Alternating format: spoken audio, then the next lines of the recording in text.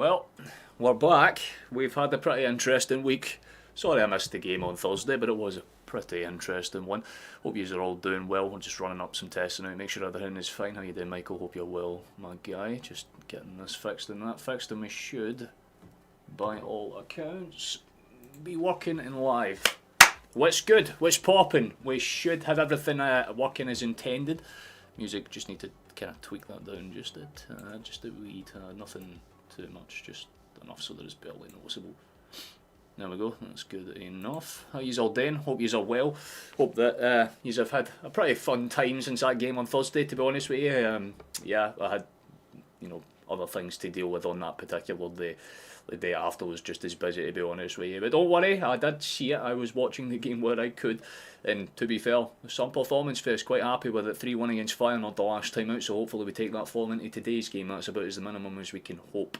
But yeah, I mean, I think for this one it's pretty much straightforward. We're at Easter Road. Hibs are a very mixed form side. They weren't exactly great in the last match against Motherwell though, so that's pretty much as good as we can hope for. We want to take advantage of that. That's pretty much what we're going to have to do. Kind of capitalise on the form that we've got right now and kind of take advantage of the lack of form that maybe they have right now. But again, Hibs are a good side. They can cause problems, and more importantly, they are a pretty effective team up front. When they do get chances, they can be pretty creative. So this game isn't by any means signed, sealed and delivered, but we're going to have to at least probably play about 70% as good as we did in Feyenoord. We did ride our luck at times in that game as well. The crossbar came in clutch. There were one or two decisions that could have gone against us if it was a different referee on the day. But hey, I mean, to be fair, we've got a little bit of momentum and morality kind of going our way now. So hopefully Martin O'Neill can get something going for us today. And again, it's pretty much the same lineup, which is pretty interesting. You know what I mean? Like usually, I mean, I think a lot of us would have agreed when we seen the lineup on Thursday. We're like, why the fuck is McCowan starting on the right mid? Why is Yang starting this one? But to be fair, I have been an advocate of the Yang gang for a while. I do like the boy. I just don't think he's like top quality. But he's a useful player. I've always said that he's a good utility player, and he showed it, right? You know what I mean? When he popped up with that goal, I was celebrating like fuck, man. I'm like, go on, wee man, that's perfect. That's what we love to see. We should pull up the lineups and stuff because we are underway in about 4 minutes, give or take. They're kind of lining up. Right now we're getting ready to come out the tunnel, I should say, so we'll just switch screens so you can get a little gander at what's happening. So if you want to look at Hibs lineup, there you go. We should start with them because they are the home side. It's a pretty interesting formation, to be fair to them. You don't really see it too much, the kind of 3-4-1-2 type style, and again you can respect the way Hibs are going to play with this one because again it will be predominantly defensive. We know that Cadden, ironically enough, are going to be pretty much just anchored onto the side of the the kind of side fullbacks I should say. They'll be more or less just kind of temporary fullbacks. They won't be doing as much forward running as they would like to in this game. That's probably why they've pushed McGrath just a little bit further up the field to kind of give that illusion of extra space in the midfield.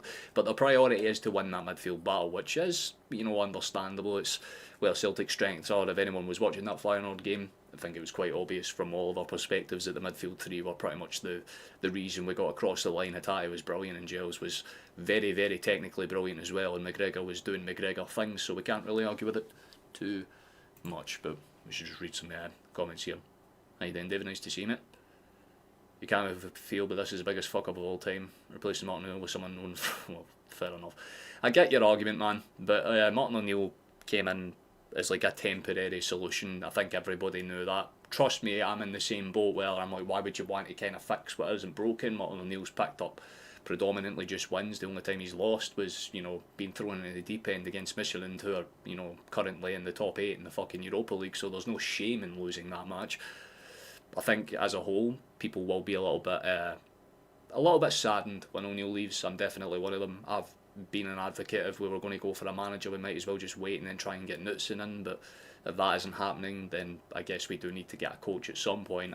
Nancy's an interesting one. Again, like, I know little bits about him. I've watched MLS for years. I do have like a good solid supporting of Columbus as well. I love their story and how they managed to save their club, so I know him from that. I know his tactics are pretty okay. He's good on set pieces and defensive counter-attacking, which is fine. I think he would actually be more effective in Europe than he would actually be domestically. That's the issue. So it's a case of, can he translate that into actually being useful domestic? Because in domestic football it's about physicality, straight up, simple as that. So yeah, you kind of have to keep that in consideration, I guess. But yeah, Mayer and Bashiri to score the day. He'll do your first. I mean, if that happens, big man, it's a fucking fantastic call to make. I'm kind of going 2-0 for us. I think, like, again, the confidence will be there to kind of shake off the chances that we gave Feyenoord in the last match. We'll want to try and correct those little mistakes that we made, and if we can do that, fantastic. So, you know, that's the minimum for us. It's absolutely the minimum for us, but we're getting ready to come out the tunnel now. We should be on the way relatively soon. I'm just going to see if I can pull up a slightly better quality feed than the one I've got just there. Bear with me while I do so.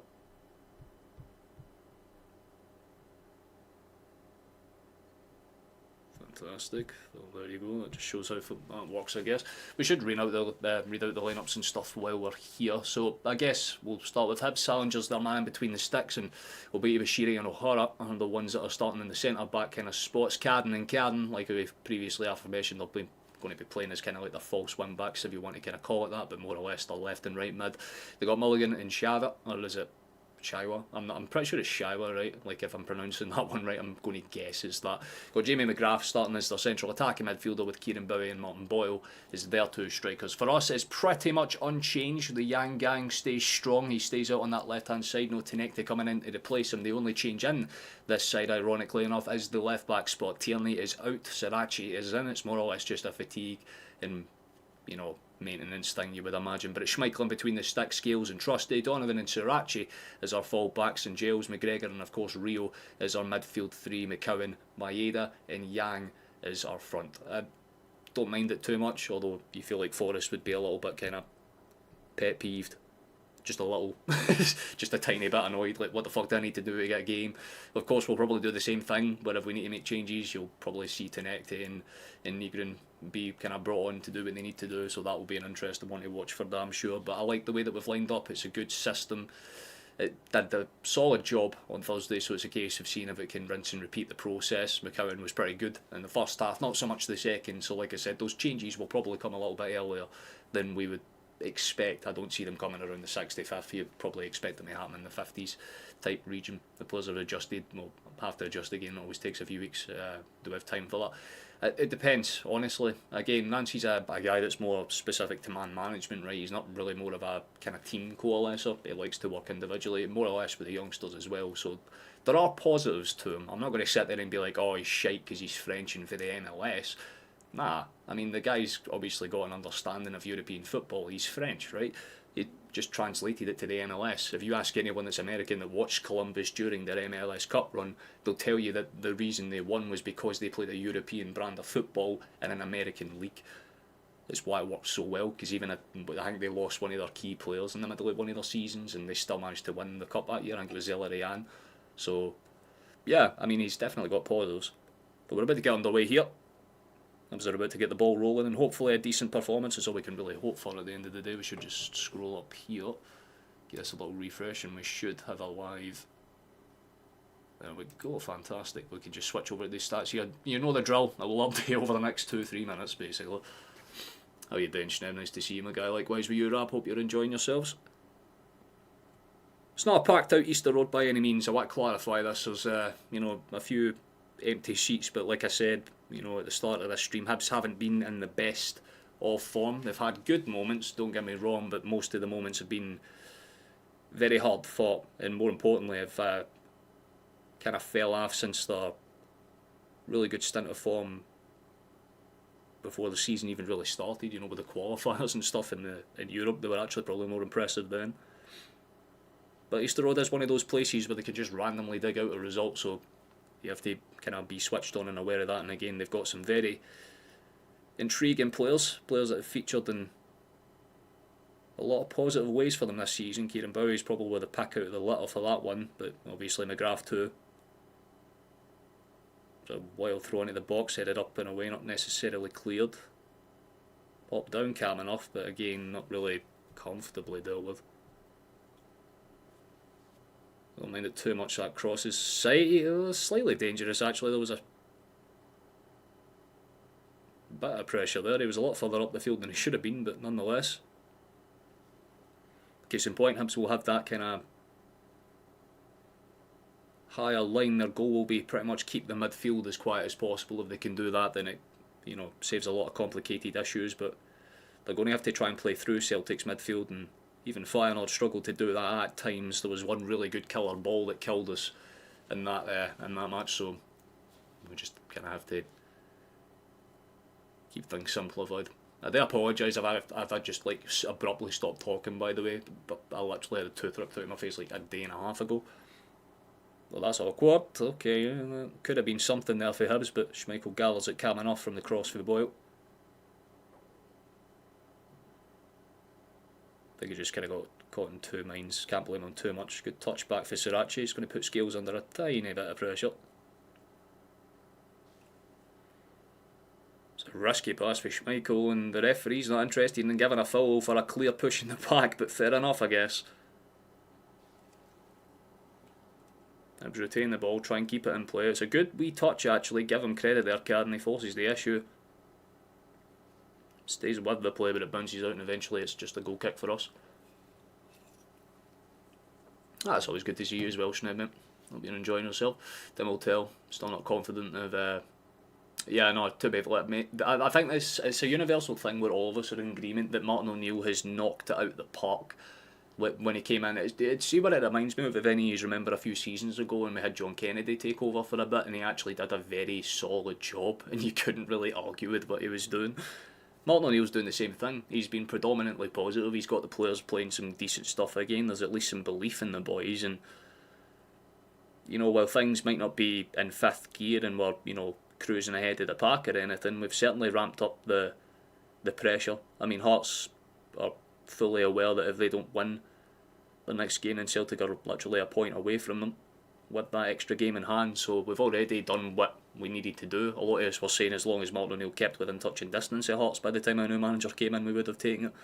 Fact is, by the time he leaves, we could theoretically be above Hearts, and that's a good giveaway. That's a really good giveaway for us if we want to capitalise, although apparently it's offside from Young. Okay, I'm not going to argue with it too much. I couldn't honestly tell from the line, but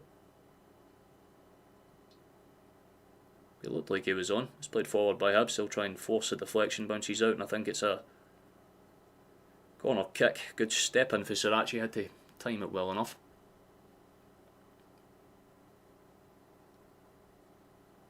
Hitaye was class in the last match, man. He might be a little bit more fatigued than this one. I'm not going to argue with you. Nice to see Mark.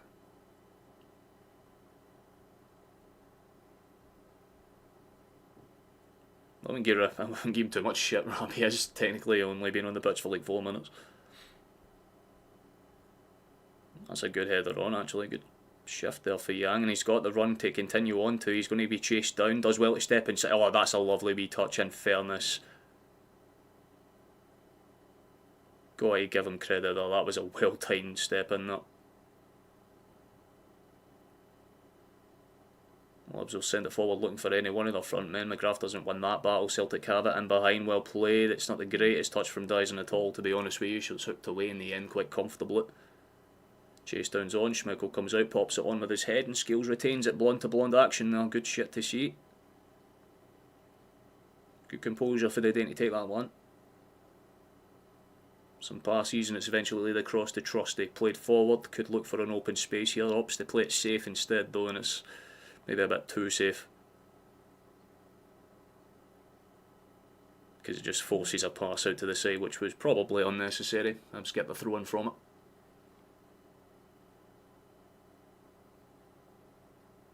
That's the wrong call to make, isn't it, man? I wouldn't say it's packed out. Easter Road's probably about 60-70%. You know the away ends are packed out though. That's a foul for Hibs most likely. I've just clipped them in the back of the heels on the way down.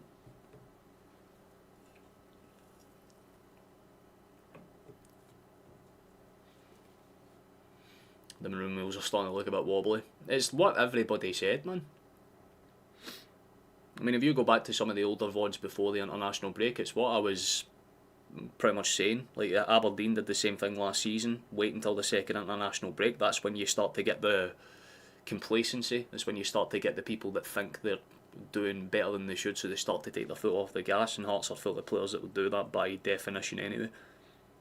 Celtic were only going to get better the same way that Rangers were. Hearts were already playing at the best they were going to play. It was just a case of did Celtic and Rangers, are they going to wake up? And so far, yeah, I mean, they've recovered quite well since Danny Rose came in. Rangers have actually picked up a decent run of form, and Celtic have done the same with O'Neill. Hearts, on the other hand, have... oh, that's a great ball over the top, actually. Chance in behind. That's a good step out. Got to give Salinger his credit there. He had to get out quick. Fuck, man, that was a really good run as well. It was a perfectly timed pass over the top. He was onside and everything, just didn't work out that particular time. I think we had a very slow start for whatever reason. What was going on with the beer on the board? The team needed a kick up the arse. Yeah, exactly that, man. O'Neill came in and just did the basics. So he was definitely onside that pass. Your big hate with the tie, he's a great player in his day, but in a 50-game season we maybe get 70 good games. But those 70 good games are games where he picks up crucial points for us. I mean, it was pretty much one of the main reasons that we got across the line against Feyenoord. Goal and an assist. Maeda popped up with 2 assists as well. And these are players that a lot of people like to give shit because they're not playing at consistent levels, but they're Japanese, man. The one thing you can never take away is they got that fight. Just like Celtics, to be fair, onwards and upwards. Exactly that, man. That's a good way to kind of say it, actually. Good analogy.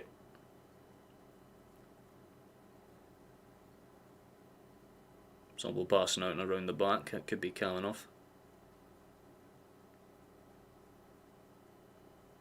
I know these streams tend to do a lot worse because they're early kick-offs when most people are probably hungover. Oh, wow, that's a big chance. Holy shit, Hibs have just missed a sit-up. Still in the box.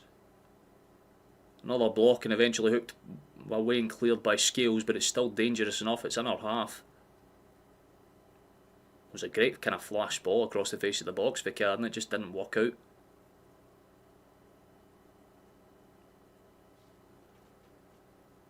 That's a good steal from us to pickpocket it. Maeda does well to hold up, and I think it's been pulled back for the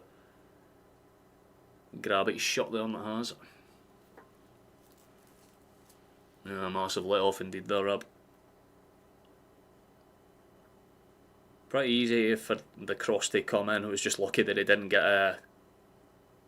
Well, there wasn't some form of solid contact there. We'll take that, but again, probably one of the few chances that Celtic will have to get away with one.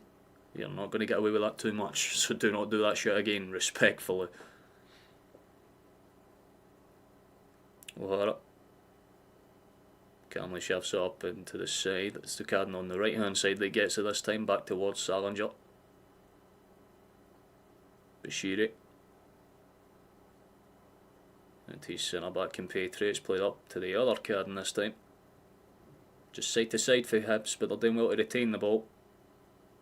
Eventually popped up and in behind. Good retaining touch for Kieran Bowie. Actually give him credit where it's due, laid off to the side.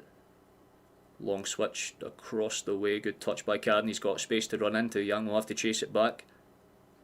Sirachi prioritises defending the box and probably was the right move. Young steps in well enough, gets it out for a throw-in. Calm and collected enough. Spread across the back end. Bashiri again. Bit of sustained pressure from Hibs. They're not going forward with it in the ways that they would like, but in terms of the passing, it's quite condensed and good to watch at times. That's an excellent challenge though, and maybe a chance for us to break and turn. That's a lot of space that's opened up there, and it's basically a 2v1. Surely it's got to be 1-0. It is 1-0. It's in the back of the net, and unless it's offside, apparently the flag's gone up. I thought Celtic got it in the back of the net, but apparently either Maeda or Yang was offside. We'll see what happened there.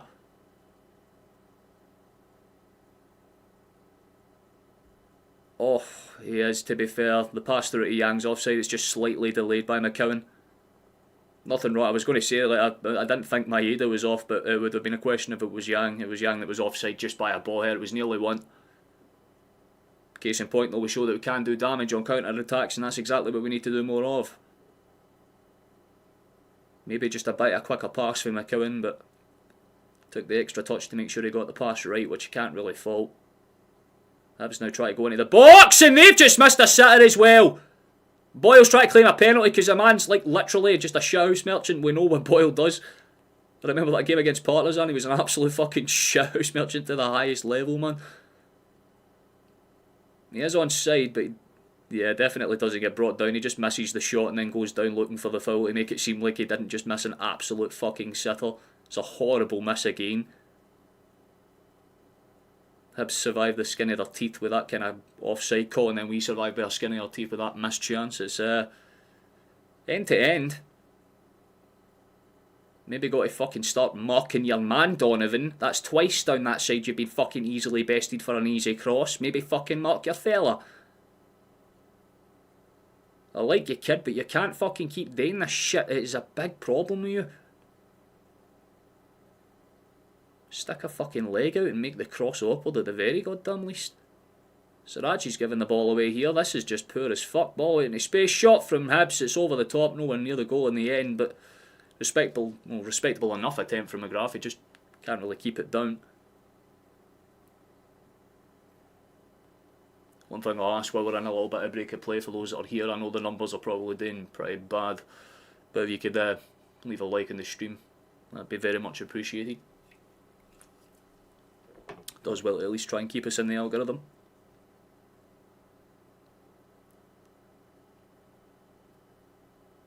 Good ball across. That's better for you, Donovan. There we go, big man. Maeda played forward. It's probably offside if it did get through to McCowan, but nonetheless it's cut out by Hibs. They go down looking for the foul and they do get it.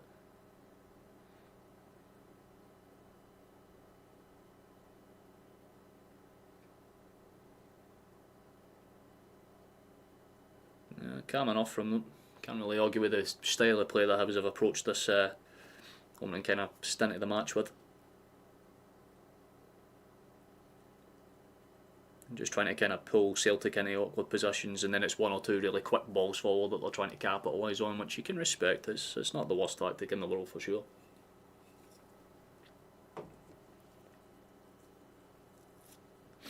It's a goddamn hair in my mouth, man. Can it fuck off?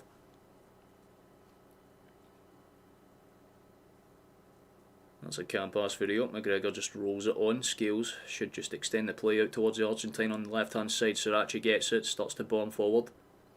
Doesn't really have too many supporting runs. So always to play it safe. McGregor switches it across to Trusty this time, but again you're just doing the same thing with your side to side net, lads. It's not the smartest idea in the world when you've got a fucking 4-man press in the midfield on you.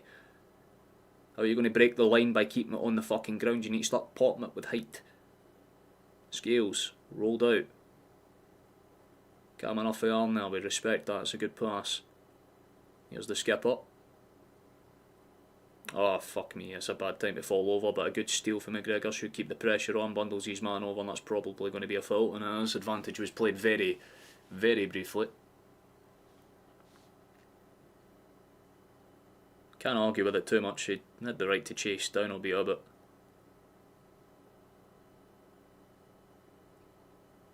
probably never the smartest move though, I'll be honest.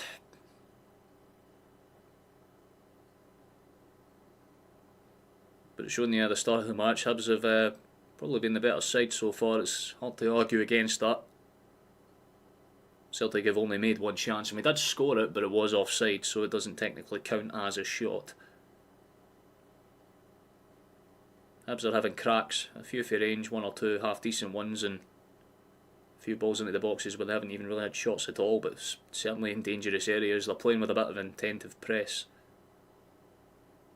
and an intent of threat. It's a good challenge there. I don't think there's too much wrong with it. It's a yellow card that's came out though. I mean, the Donovan is getting fucking rinsed. Respectfully, kid, you need to fucking wake up. Oh, he does catch him. I thought he just missed him and Peter like jumped over him to get out the fucking way. No, he did. He caught him in the back of the heel. Silly fucking challenge in that case. Donovan's in the book. He has not had a good start to this game, it is fair to say. And more importantly, a good set piece chance for Hibs to do something here. We've been very, very limited from options here. Barely fucking anything, I know what's happened.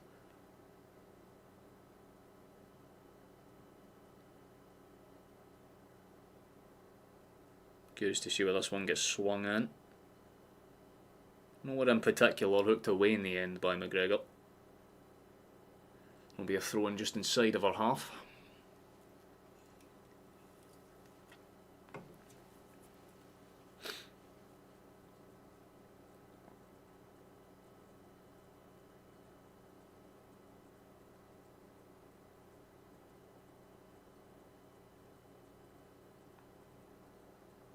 Well, taking their sweet time in this one. Spent about 40 seconds just watching a guy with a ball over his head like this, just moving side to side like a fucking Sims character. Eventually he gets it in. Celtic steal it almost instantly. Wasn't a lot off the ball movement for the Hibbies there.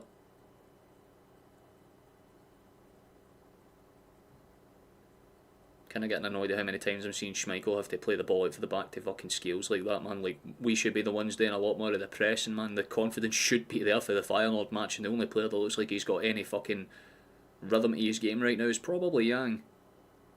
He's the only one that's doing direct runs in behind. Timing them well enough, that's good. Eventually a step in, McCowan. McGregor. Holds up too long. He had a fucking whole field of options, but takes extra touch inside and then plays it back, and it just gives Hibs a chance to set their shape again. That was silly. What the fuck was the point in doing the fancy pass and to get into the space just to then hold it up? That is so poor, man. You need to start getting shots away, lads. You have played nearly 20 minutes and had very little to fucking show for it. Ball in behind. That's a good pass. Is he onside? Referee says yes, flag stays down. Cross into the box is half-arsed at best. Bashiri pops it up. It's not necessarily away. Celtic will let it roll out to the byline for a throw-in. Calm enough from us. No real arguments with that one. Played shot quickly. McCowan pops it back. McGregor. Lovely ball inside, and for some reason Maeda tried to play that way too early. I mean, you should have been able to tell he was offside, and comfortably so. Maeda will at least engage the press, put some pressure on the back line. Forces a long ball up the field. It's a great, fucking excellent cutout, to be fair. Lovely touch for on again. Ball over the top, ain't half bad. It's just a little bit too far ahead of the run of Yang again, though. Like I said, though, he's the one that's doing the runs in behind, trying to cause us just a little bit more offensive creativity. It's nice to see at the least, but just bounces up in front of him, maybe about 2-3 yards too far. It's another steal for Celtic in the midfield though. Eventually we're starting to kind of wake up a little on the passing, ain't half bad. Lovely ball into space again. It's still awkward, the shot. I'm not sure if it was a shot or a cross. It's still dangerous. That touch was unnecessary. What the fuck, man? That's the one time you don't need to take a touch. Hibs go down looking for the foul and they get it. That is so annoying, man. Had it first fucking time there and you at least get the shot on target. Again, it's Yang that runs onto the ball for the pass for Rio. He tries to pass it in behind. It's kind of poorly dealt with, and McGregor just didn't need to take that first touch, did he? I get that he wanted to try and tee it up as quick as possible, but at certain points you just need to hit that shit first time and go for it.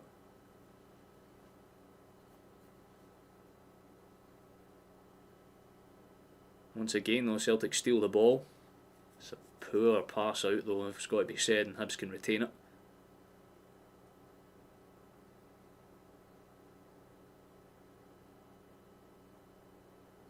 I mean, it's calm enough from them.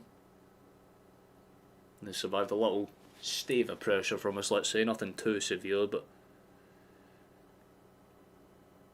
okay, we need to start getting shots at the keeper. We need to start making Salinger work. If we're not doing that, then it's going to be very complicated to really get anything going. Feels very similar to the first half a few days ago.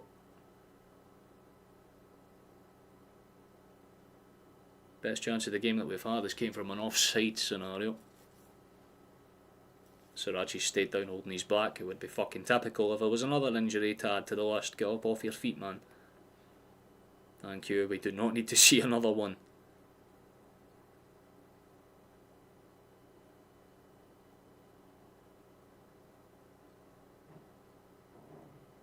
Be curious to see what they do with this one. I mean, Maeda's strayed away for the rest of the park just to make sure they can't throw it back across the line easy enough, so they're going to get forced forward.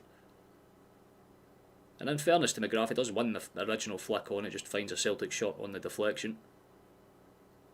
They do retain the ball from the clearance away, and they should try and find a way to break forward here and do. Give them credit, they're trying. Sent forward. Still awkward. That's not really dealt with by Donovan, but he can't bring his man down because he is on a yellow. So after some hustling for the Celtic team, they get it out towards that far side for another throw-in. Hibs might go long with this one.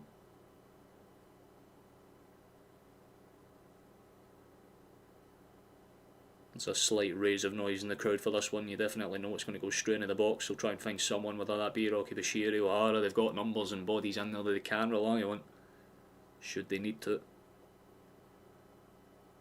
Let's see what happens. It's high in.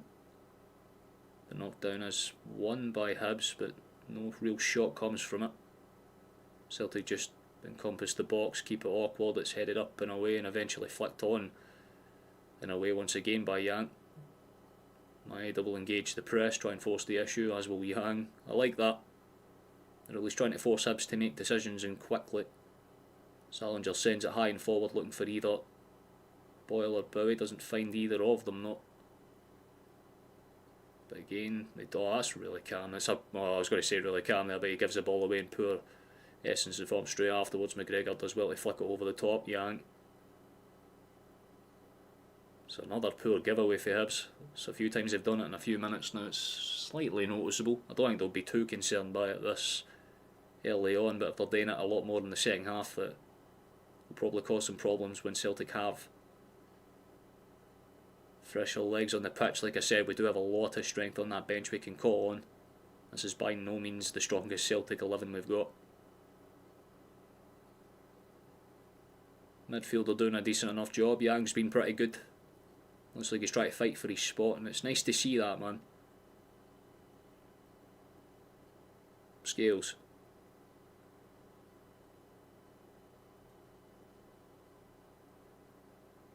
Calm enough. Also calm enough. Oh, through the legs, how clean. I like that for Surachi. Potential breakaway chance if we want to use it. McGregor's looking to see if there's a pass on. Opts to play it safe towards the left back instead. Nice passing for Celtic though. Nice 1-2 touch stuff. Rio's done well to hold that one up under the pressure.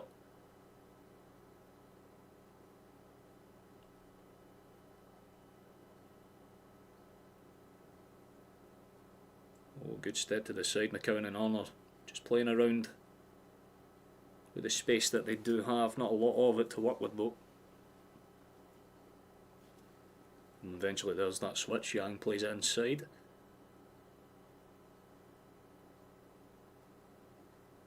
Maybe got to consider moving the ball a bit quicker there, Trusty, but eventually it is Gallard. On up towards McCowan. Step in pass is pretty good. Tried to be too clever the one to lay half touch Donovan, but should be retained by Trusty on the bounce out of the clearance. Scales might just be forced to pass it in again. It's actually a very calm pass. Donovan gets taken down there. Referee waves play on. Rio opts to play it forward and it's overhit to hell, and there might be a pullback for a potential yellow card maybe, I'm not too sure. Definitely took his man out. We're showing where a lot of the attacking's come down. Most of it's on that right hand side for us right now. But ironically, most of the actual decent chances that we've had have came off the back of Yang's runs. Maybe start focusing on the left a bit more, lads. It could walk out in our favour. It's that or O'Hara and Cadden on that far side. On the right hand side of the pitch are doing an excellent job of limiting the runs and damage.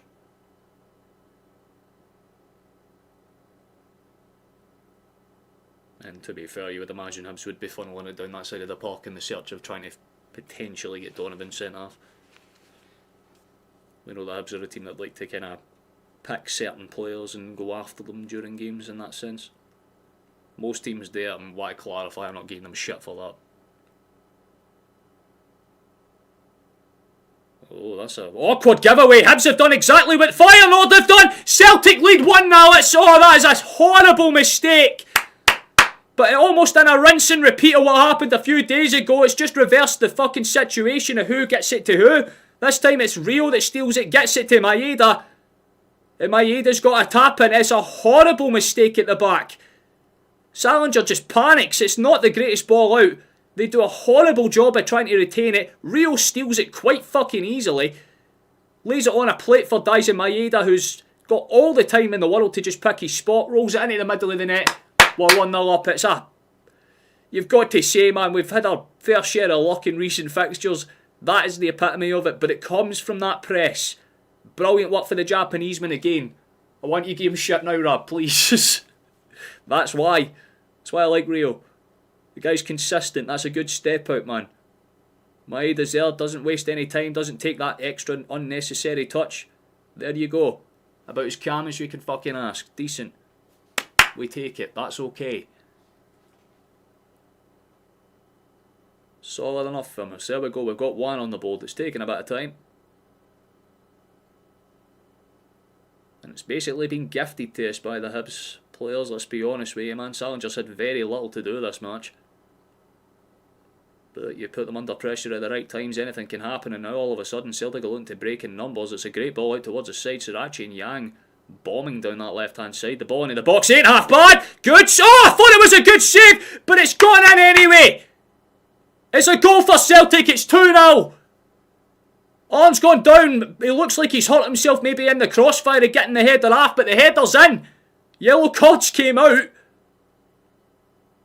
He's stayed down the Belgian, but he's put us in for a 2-0 lead. Excellent.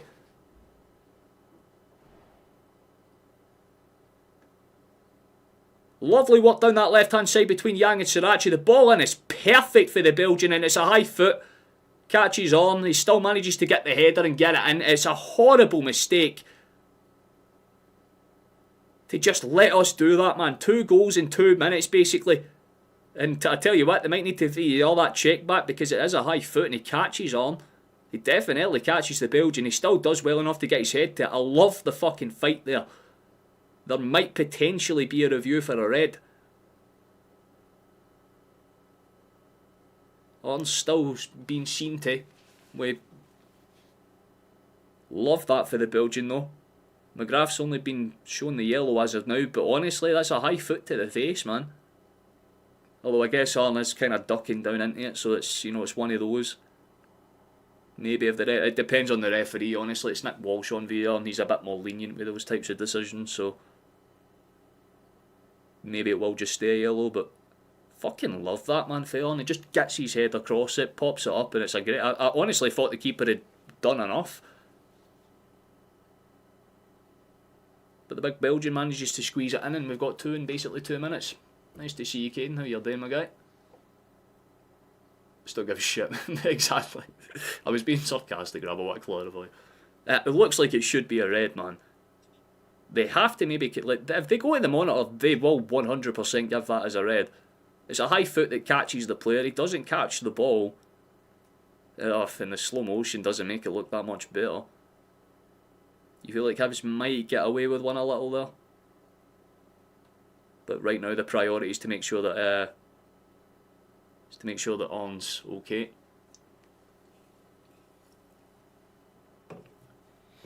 Things you love to see, my guy. You came in at the perfect time, kid.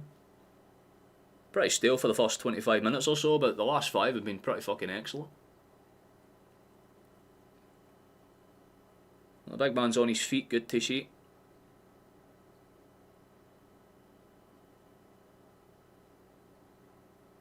Got a feel for Hibs, man, because honestly, the opening 20 minutes of the game, you would say they were the better side, but once Celtic got that breakthrough,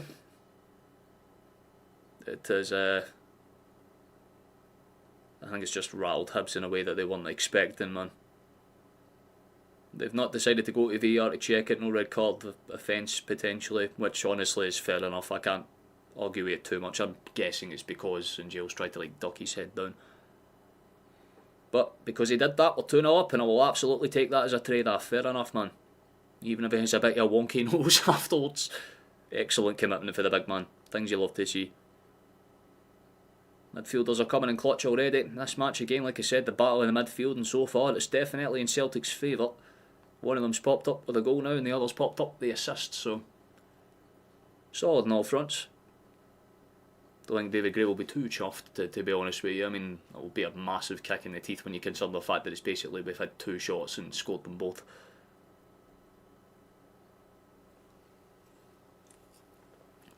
technically we had 3 and scored 3, but that one was disallowed for that Yang offside.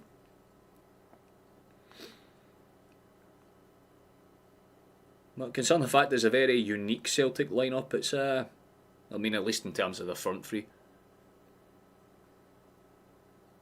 it seems to somehow get us results, even if we're not looking particularly great. You wouldn't say Celtic have gotten out anything past third gear so far, but it's doing the job. It's doing what it needs to do. Good step into space, the ball forward ain't half bad either. Again, lovely hold up play. It's very calm for Rio, pops it back into McGregor. He might just go for a switch himself, plays it safe, gets it towards his Irish counterpart and scales instead. Sriracha. There's a big fucking caveat in that second goal. Brilliant run down that left hand side, and here he goes again trying to do the same thing. The ball is actually really good, but caught out. Poor touch in the midfield from him. From Doyle there, but Hibs get away with that one. That's not the greatest. He pretty much passed himself though. It was actually clean as fuck.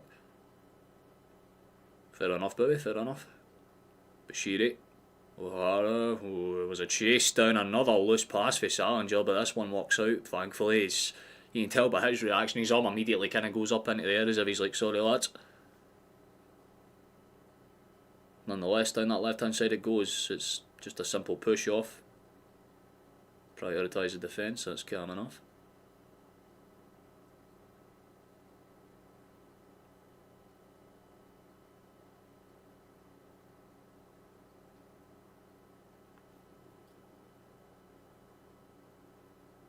Okay, well, sun's on in there.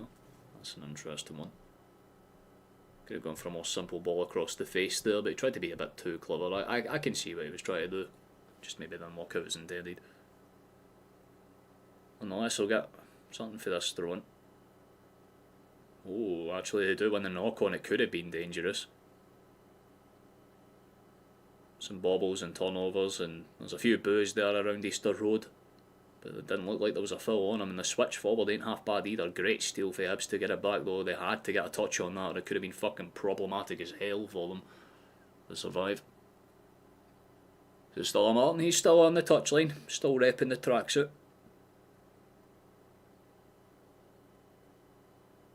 I think the idea is to get the manager in before the January transfer window, so that could be any point between now and probably, what would the deadline be, about a week before, right? So like the 23rd of December. Chances are it would be a Christmas announcement if anything. But if you're asking me, the longer they delay that announcement, the better, because we're actually doing really fine with O'Neill. I don't see why the fuck we're even looking for a manager. If O'Neill's up to it, man, I'd just take him full time. Yellow card has came out. So another yellow for Hibernian this time.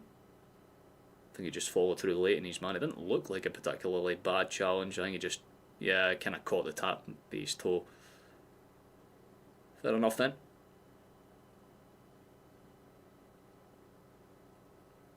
Shaw was in the book. It's one of those ones that doesn't look bad in real time until you see it back and realise there was actually contact, so yeah, fair. Schmeichel's just going to let that roll into his possession, spins it out of his hands. I like that actually. If you're not confident with your feet, just pick it up and pick your spot. You take Martin until he's 100, I imagine. I don't think he would. If he was, if I'm like Martin O'Neill, I'd maybe consider seeing it out to the end of the season. It'd be nice, man. I'd love to see it for him as well. He's already a club legend, but that's what like cementing him up there with, you know, your Jock Steens and stuff. How you doing, Kev? Nice to see you, mate. Can't stay the day just dropping into like, oh, that's very kind of you. All the algorithm nonsense, we love to see it. You have us under control anyway. Exactly, man. We're fine. We're more than fine. Well, it's nice of you to stop in, bro. Hope you're enjoying your day and it's not keeping you too busy at the very least. Weekends are to be enjoyed, my guy. Nice to see you as well, big ups, with a thumbs up as well. It's in his name. It's just what he does. That's like break and play. Let me figure out what the move is. Oh, no fucking way, man. Things you love to see, Kev. That's a member for a year now. Jesus Christ. 12 months. You've now got I think you've got one of the highest tier things now. Like you got this special little badge. Oh, that's cool as fuck, man. I'd love to see that man on Neil as a god. Every time he walks into the stadium, everyone's happy. My god, you know they're trying to pull some bullshit out to make a player look good when they're trying to bring up stats like most successful crosses. Not even most successful, just most crosses. Great, what's the end product of those 116 crosses? How many assists has Cadden got after? That's my question. Anyone can cross a ball.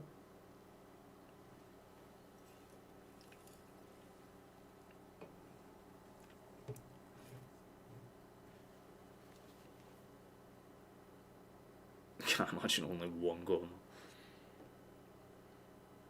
Off the top of my head, there has not been many opportunities for corners at all. For Celtic, anytime we've gone forward and got a shot away, it's either gone into the back of the net or been called for offside. We've not actually had a corner yet.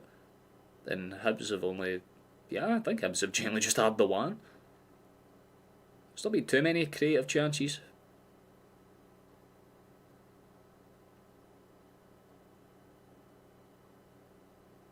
In fact, Hibs might have had a second actually. Couldn't honestly say. In a year we'll be, I'll be 24 months. So if I'm still doing this in a year. Skills to trusty. Come on, big man. There we go. Calm enough pass. That's not good for Donovan. He has really not had a great game at all.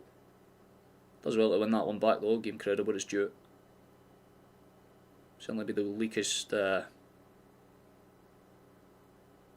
link in the team by a significant distance this match, but it's not to give him too much shit for it. By that I mean he's playing like a 5 out of 10. Everyone else right now is kind of 6, 7 and up.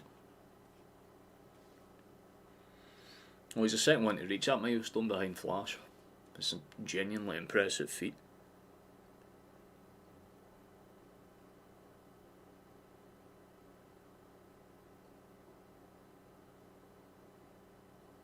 Oh, okay, fair enough. Calmly cleared away in the end. Well, I mean, my prediction is right as of now. I did say it would end 2-0 Celtic. I thought maybe it would be a goal at half type scenario, but I'm more than happy to be proven wrong if we kick on and get something going for here. Love that chase back for Dyson. Good shit, big fella.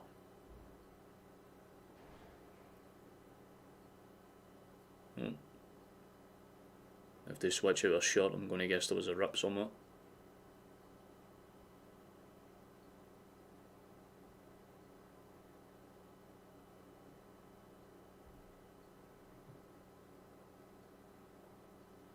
Interesting. Corner kick to come in. This is technically their second now.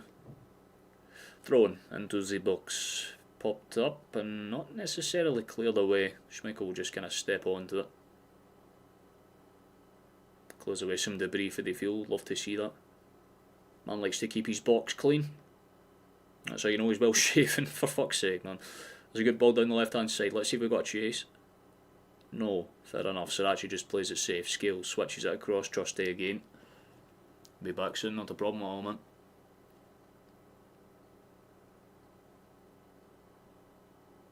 Seems when he comes back and we've scored another 2 somehow.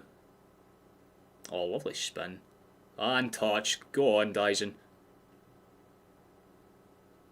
Love that fan. That's fantastic. Genuinely fantastic play. Now's not the time to fail me, vocal cords. I know it's early, but get a grip. Oh. Oh, that could be something still. There's some pressure on. Good hold up play. Keeping credit where it's due. Deals with that. Breakaway chance. We'll beat that.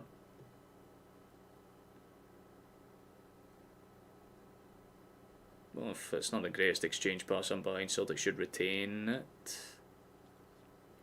Should have retained it. It was just a shit pop out to the side and they give it away.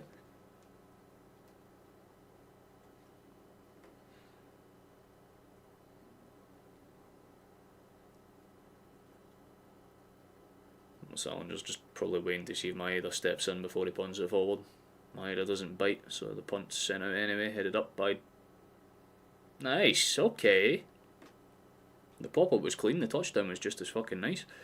Good team up there between Trusty and Donovan. Some confidence on that touch, very nice. Scales, good pass out towards Sriracha. So the defenders had a touch of the ball now. Here's McGregor. Just plays it safe, back towards Sriracha, Scales. As it again, good movement for Celtic. Hibs are again just playing with that set bank system, try to keep things as quiet as possible in terms of runs in behind. Yang and McCown have been very limited in that regard, not too much in terms of opportunities down either flank, but when we get the fullbacks to go up with them, especially down that left hand side between Sriracha and Yang, that's where a lot of the good work has been done. There's another good pass in behind actually. Maeda will definitely get there before Bashiri. Bashiri's smart not to try and trip him up or anything. McGregor gets on the pass back, 1 or 2 switch arounds. Rio pops it in the space, back towards Trusty. Donovan, nice pass. Oh, this is clean as fuck, man. McGregor, excellent pass. Dyson, lovely pass. Shot! Hits the post. It's a lovely fucking move for Celtic there. Genuinely lovely team football. 1-2 touch passing was fucking excellent. The passing behind, he looks like he was onside, Dyson. Lovely wee back heel layoff, and it's not bad for Sriracha. Oh man, he hits it hard, hits it low towards the keeper's near post, and it just cannons off the woodworking out. It would have been an absolutely fabulous goal for the Argentine. Brilliant team goal if it went in, but thankfully for Hibs' sake it does not do that. That's so unfortunate, man. It's such a gorgeous wee counter that. The pass in for McGregor was beautiful as well. Can't take anything away for the actual approach play. Technically our first shot off target's the post.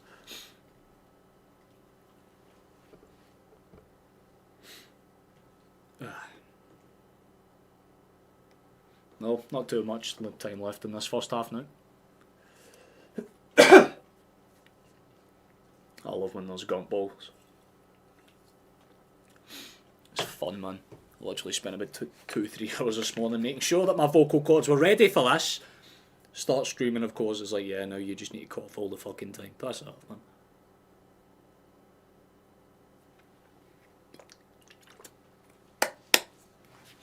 That's when we have our miracle juice. That's a good ball out towards the side, come on.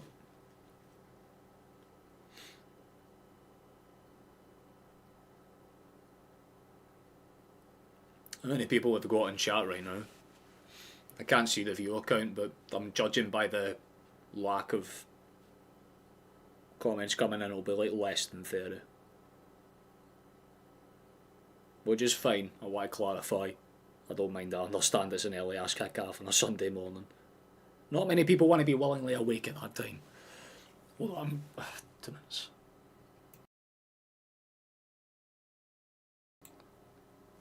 That was annoying, fair enough.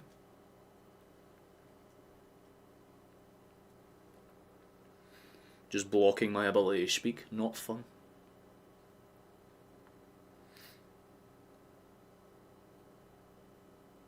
I don't know how the fuck they've tried to dig 3 additional minutes out of this. Probably for the stoppage on Arn when he got injured after that second goal, maybe, but 3 minutes, that's a bit of a stretch. Can't say it's the smartest call we've ever seen.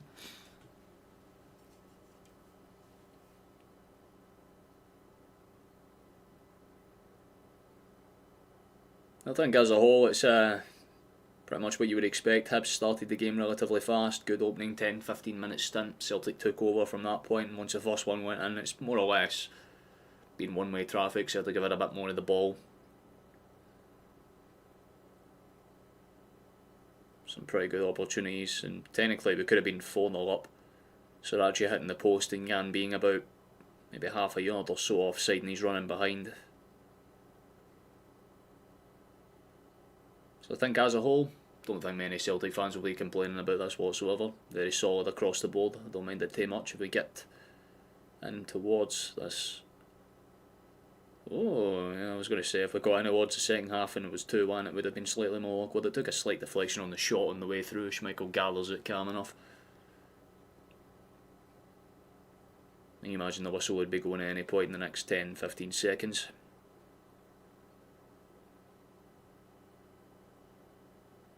And it seems that Celtic's content about the idea of just running down the clock. No real reason to worry about it as of now.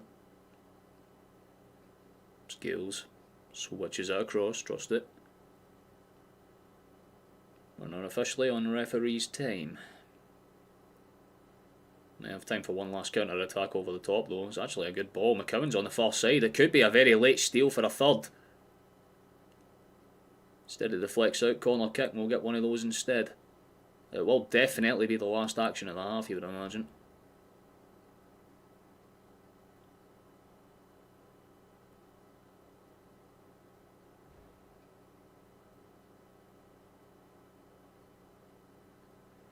"40 seconds of the referee's time left.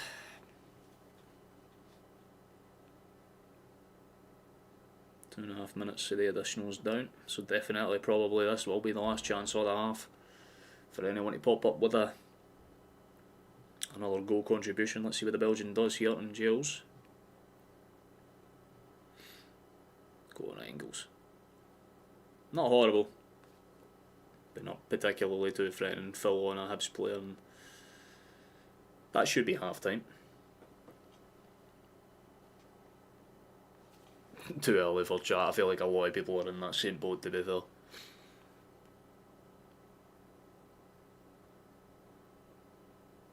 It's one of those where in hindsight I'm like, I honestly could have took this game off.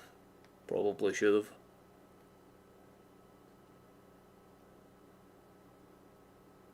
That's definitely a good half from us though. Can't complain about it too much. Like I said, opening maybe 10, 15, 20 minutes you would give to Hibs, but after that it's more or less been Celtic. And that's without us having too many chances. You know, we've certainly not been at our best, but Hibs have been significantly worse than what even I was expecting. Easter Road's not too happy with the performance so far, but I mean the first goal in specific will piss them off. You can't argue with the second goal. The second goal was well worked, brilliant team football down that left hand side, and Chelsea overcommitting for the header, being able to get a touch on it for that goal, very calm. But that first one will really just hit them in the wrong way, because they would have been looking at that Feyenoord game, right, don't let them engage the press, don't let that happen, and then all of a sudden they let the press get engaged, and Tati steals it, passes it to Dice, and it's an easy tap in for 1-0. So I don't think they'll be pleased in that regard, but as a whole, pretty okay from us, you know what I mean? Nothing too great, but nothing horrible either, so I can accept it, you know what I mean? Take it on the chin and be like, fair enough, good, solid, respectable half of football. Certainly nothing to pure, remember or anything. I'm not going to be like remembering this performance in 20 years, but we've been solid where we've needed to be. Hibs have had one or two opportunities. They'll definitely be annoyed at themselves that they haven't at least been able to take one of them, because that cross into the box in like the 7th, 8th minute, holy shit. The fact they did not score that one was, if you don't take those chances, it's going to be a long day for any fucking football club. We have been at the end of numerous results like that where we have actually had good opportunities and then done fuck all with them. That's pretty much what Hibs have done this match so far. They've probably been the better team in terms of chance creation, but in terms of actual chance taking, Celtic's done the better job. Like I said, you have to factor in the fact that we've also at the fucking post and we were offside by like a ball for another one. So as a whole, in terms of performances, I wouldn't say it's anything above a B, maybe a B minus, right? Nothing too to really worry about. You can sit there and be like, yeah, I mean, it's good enough, I'm not going to argue with it, it's fine, it's respectable, no real arguments here type beat, I just feel like Hibs are definitely going to be the side out of the two of us that will be very, very frustrated just on that premise of the fact that they actually started the game with some promise. They could have probably popped up and done some damage, but unfortunately for them that's just not been the case.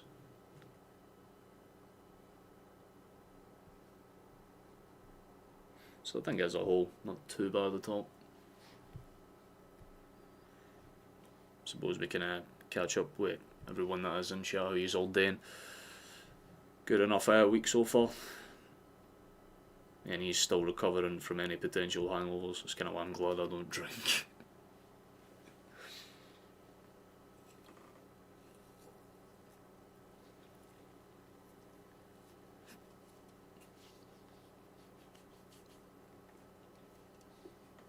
Don't worry, I feel like a lot of men do, Caden. You might not be old enough to understand that joke. Yeah, fair enough, my guy. Cats are weird like that. They are little balls of chaotic energy, let's say. Especially orange ones. Not complaining at all. It was good that Youngest Paranoid decided not to show the match. Seriously? That's actually kind of surprising. They usually do show these types of matches. I'm not going to argue with it too much, but damn. So I imagine there'd be one or two like Northern Americans in here, I guess. I mean, usually it's on like you've got like CBS. It's on Celtic TV though.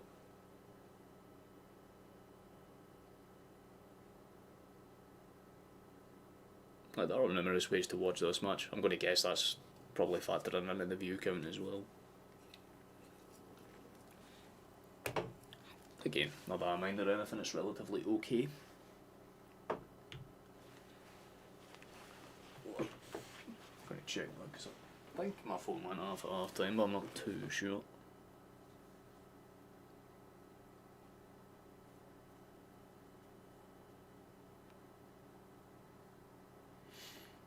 Oh, that's honestly bad enough. Oh yeah, I totally fucking forgot, by the way, yeah. Like, happy St Andrew's Day to anyone that's actually in here for Scotland. I was meant to say it at the start of the fucking stream and I just totally goddamn forgot. It's, aye, you know, anyone that's you know, yes, there's a day about us. Things you love to see. If you go into Google, it's, I just realised that when it opened up there as well, I'm like, huh, they're even doing shit for us on there, very cool. Yeah, we'll watch Kevin Bridges. That's like asking anyone for the 80s and 90s if they've ever watched Billy Connolly. Of course I've seen Kevin Bridges, my guy. Self-esteem Friday. Listen mate, I'm fucking skint, but I'm fucking beaming. Or the bit where he's talking about house parties and he's like, I think you'll find that came with this toaster. Celtic TV is pricey. To be fair, man, I'm from here, and it's sometimes you just skip months. I'll do it if it's like a big month where you know you've got like 8-9 games and they're going to be covered. But if it's like 1 or 2, yeah. But honestly, don't follow you too much for that at all, man.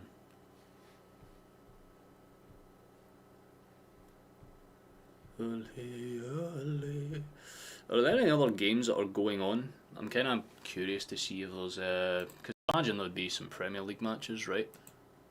Maybe 1 or 2. I'm honestly not sure. Let's take a gander, shall we? See what's happening. Oh my god, Palace are 1-0 up against United. Put us them in 4th. Fucking shift for the Palace boys. Give them credit, man. Genuinely really happy to see a team like that actually pop off. Although to be fair, they only lead because of a penalty, so there is that, I guess. Let me just switch back to this so you can get a little gander. Here you go. There's your table in the Premier League. Pretty interesting. No, I will not show Liverpool down in 13th. We will leave it at that. Man United and Liverpool are actively competing to see who can be the worst big team as possible. Tottenham is close, not right there.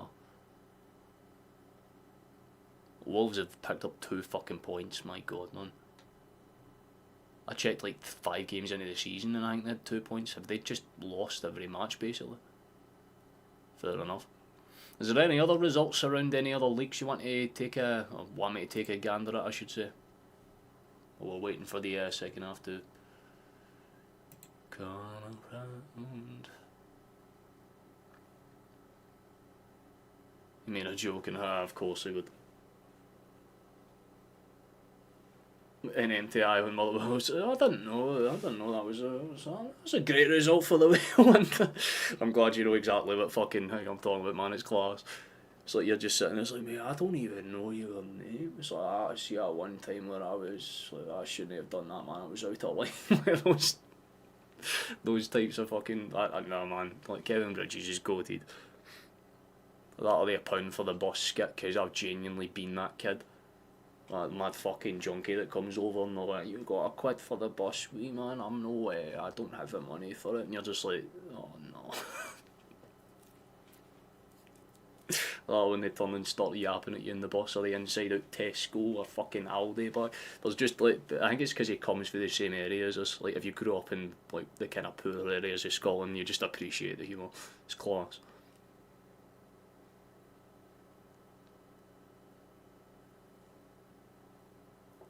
I don't know if we've got any changes that we'll make in the second half, to be fair. I'd imagine we'd make a couple, right? Like I said, I wouldn't expect McCown to stay on for any more than 10-15 minutes into the second half unless we're going to be taking like a, you know, like Rio off, put McCowan in that position and then bring on like Negrin to play on the right hand side. Like maybe something like that I can maybe see happening, but otherwise no, it would just be a straight switch for me, right? McCowan would come off, Negrin most likely would come on.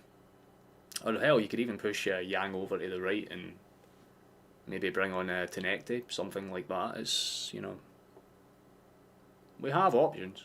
It's the good thing about it. If we look at the lineups, who can we actually switch on right now? And again, we do have a couple of yellows for Hibs as well that we can take advantage of. Donovan might be a shout for Ralston actually.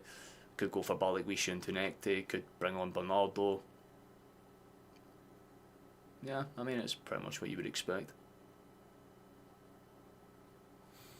Tierney might even feature in the right back spot. We know what he did when he came on and did that role for Scotland.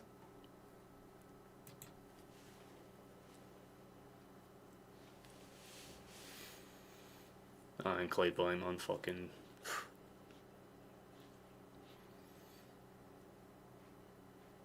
used to be a hell of a place about 10-15 years ago.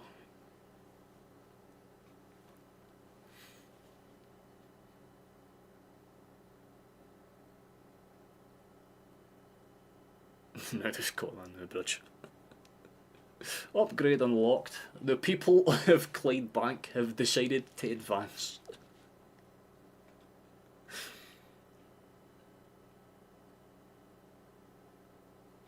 Before you know it, man, they'll be introducing light bulbs to that fucking place. That's when things get really interesting for them. That's what I should say, that people of the Clydebank are class. Some funny motherfuckers for there. Just any council area in general, man. Frankie Boyle, he's funny. I mean, I don't disagree with that, to be fair. He does come out with some panels. If any of you ever watched Mock of the Week, he's came out with some brilliant ones on those, like, you know, like those kind of games that they do.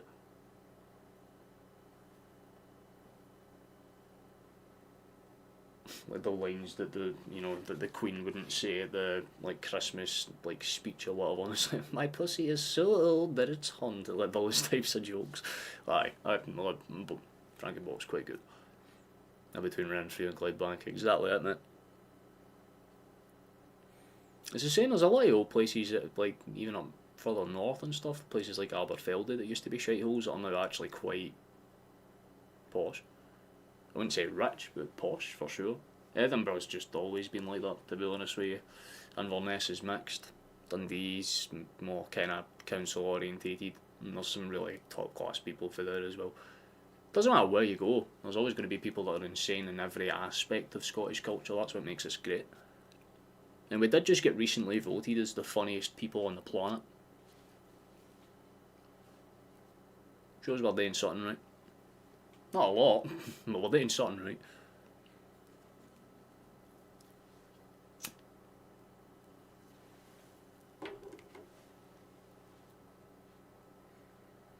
We're just discussing the goals on the side now, as you would expect.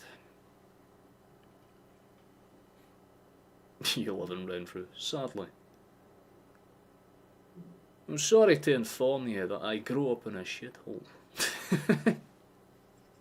As you do. I've got a feel for you though, man. To be fair, I come from Coatbridge, so it's not exactly as if I can say shit, man. You know what I mean? Oh, for fuck's sake, isn't it, man? Not seen in time. Hey there, Megan, nice to see you, lass. Hope you're well. Hope you're enjoying yourself. Is that you, do you manage to...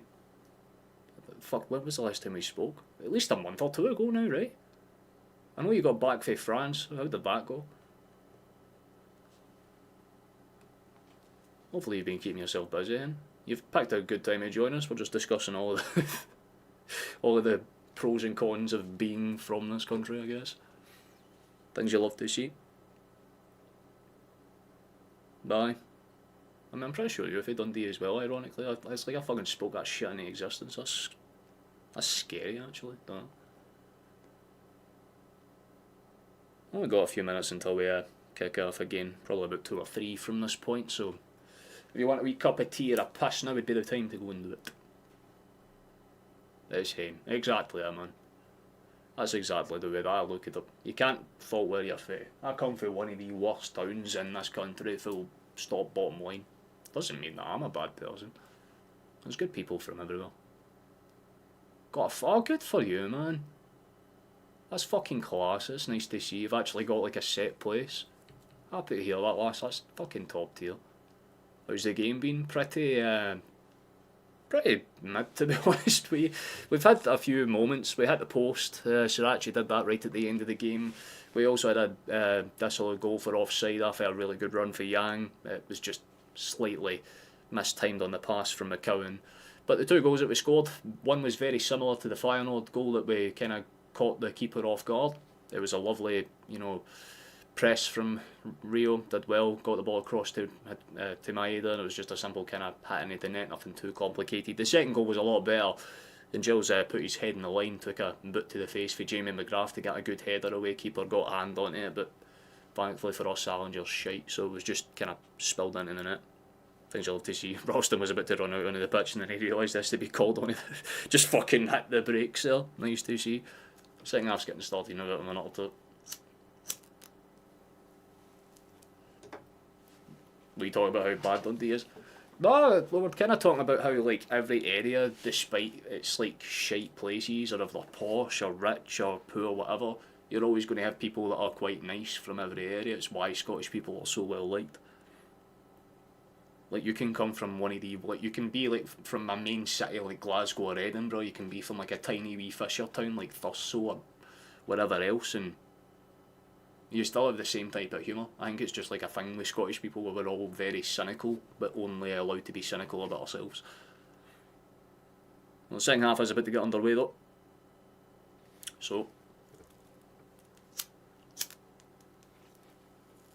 hopefully, we pop off. If it stays 2-0, I'm not going to be too mad. My prediction would be right, and I'll call that a victory for my predictability skills. It's been lacking. I did call the Feyenoord game. I said we would win that 1-3-1 as well. I'm fucking really annoyed that I didn't go live for it, but I did have to get that pallet with ripped out my fucking face. That was cool. But I'm now clear of a lot of appointments now. I don't think I have any coming up in December, which is great.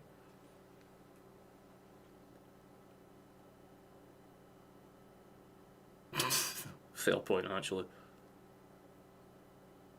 You need to get a referendum going on your name, Megan, sadly. Sit down with all the other Megans, you'd be like, should we remove the UK from this? Besides, I'm surprised you didn't just stick with like Megan that, because you could have just nicknamed yourself MD. And that's literally a drink here. Just like, think about it. There was so much potential.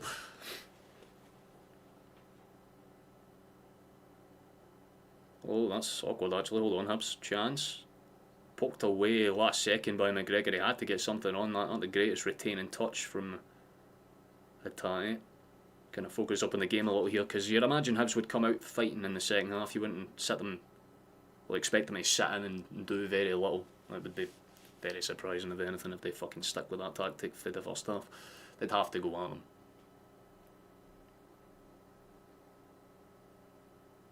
I've got to say though, it's been a pretty good 2-game stint for the Japanese men, especially between Rio and Maeda. They both popped up with multiple assists and goals between them. So I will never accept Maeda slander ever again.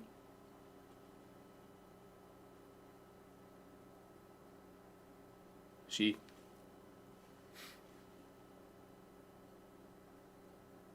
Unintentional brilliance, that's what they call that.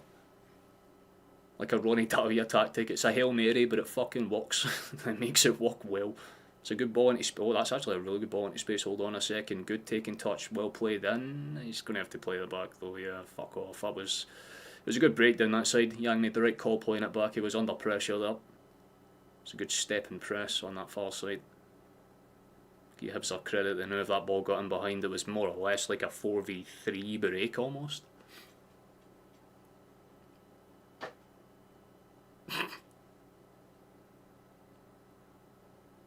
Not like an Xbox clan tag.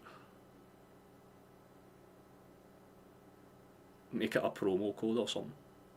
Played out towards the left hand side again. It seems like we're switching up and going down the left hand side a lot more, and that's a great ball if he can keep it in play. Maybe it would have been offside anyway. McCowan puts his arm up and maybe more or less frustration than anything. You can see by the kind of smile on his face. The ball in was fucking perfect. McCowan actually timed his run spot on. It's just he didn't really set himself on that first touch.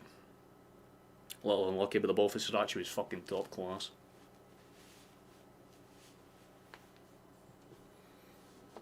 Oh, we could talk about some of the things that have been discovered. I'm sure you have all seen the whole drama with the deficit being massively falsified so they could rip the piss with money.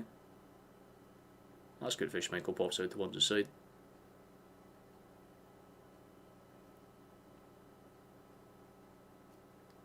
Strange times we're all living in.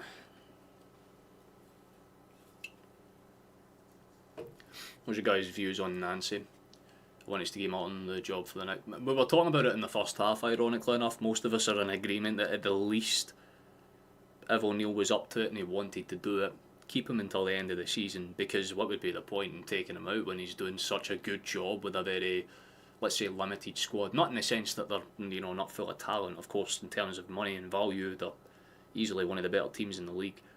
But in terms of, you know, injuries and morality, like, yeah, we can't really argue too much with the work that he's done. So I think keeping him at the end of the season would honestly be the better call, and more importantly would open up the door for us to have a better odd at a decent manager that isn't just like a kind of punt in the dark. Because I know Nancy's got his perks. I've talked about that as well. He's a good set tactics manager. You would get some good fucking performances out of him in Europe, 100%. But my concern is that you could wait that extra 6 months. O'Neill gets a deserved run at it, and more importantly gets to lift a trophy.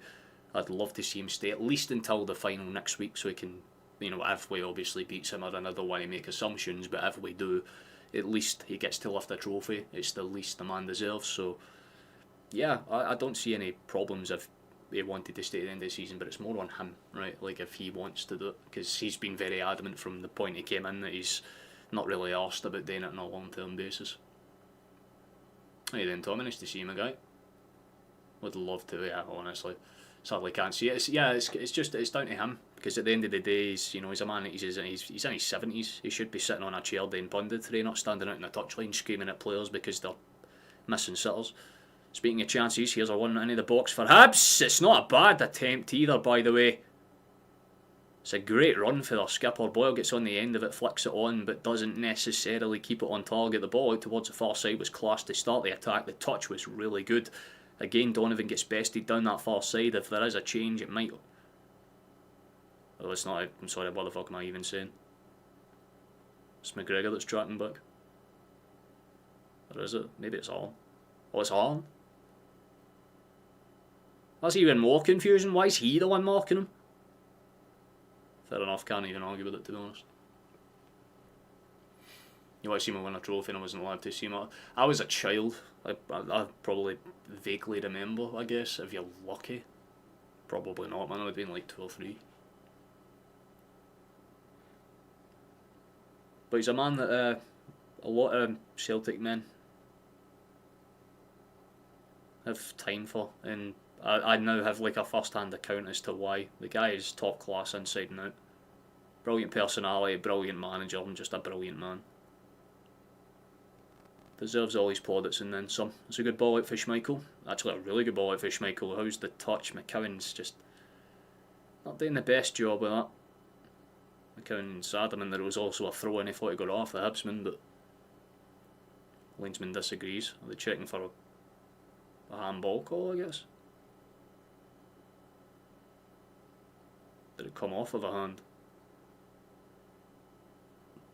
Nah, top of the shoulder.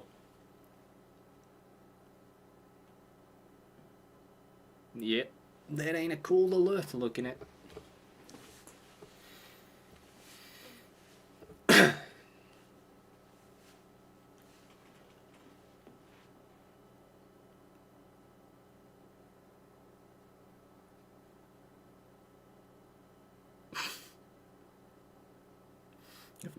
Yeah, well, they are. Well, actually, hold on, they are checking. I don't see how that should be given. It's literally off that part of his shoulder, and it's coming through a sea of bodies where he can't really react.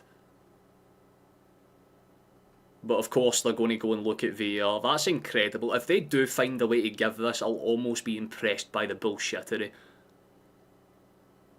Because it's almost identical to the one that Rangers got away with Livingston, in the sense that it doesn't have too much time to react, but it's a clear fucking handball.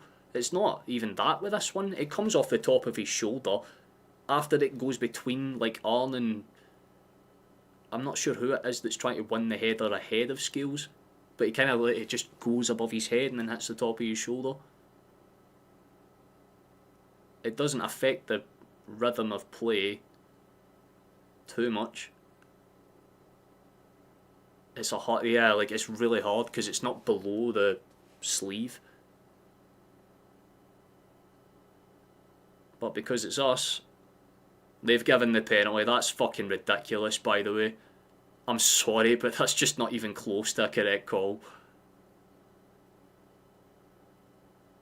My guess is that because he gets in the way, it might infect the guy who's in behind him. But again, what the fuck is he meant to do? How are you meant to get out of the way of that? It doesn't touch his arm. Like, it hits this part of his shoulder, and that's an arm ball. That's a handball. Right, okay, got it, man. That's fucking ridiculous. Scales is... he's trying to say it comes off his help, and it doesn't get fucking near it, bro. Say whatever the fuck you want to say, but Walsh has made a bad mistake there. That is a horrible decision. I have seen some diabolically bad calls go for and against us. That one's definitely one of the more silly ones.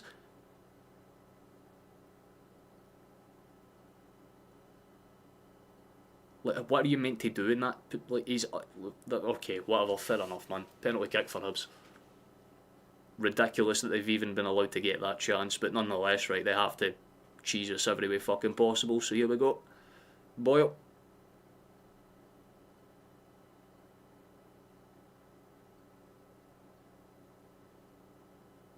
Yeah, Schmeichel doesn't even dive and it's 2-1. They do have their way back into the game. Got to say, it's very lucky that they got it. Very fucking lucky that they got it, but nonetheless, they take their chance and they're back in the match. Schmeichel tries to fake him out with all the kind of side swivels and dives, just doesn't necessarily work out. Took over with a 10-point difference and we're only 2 points behind. I think it's 1. If we win this game, then it's 1 point. Nancy's first 2 games would be Hearts and Roma, and they're two very big. There's another card coming out. Oh, fuck off, Walsh, mate, you've lost your head.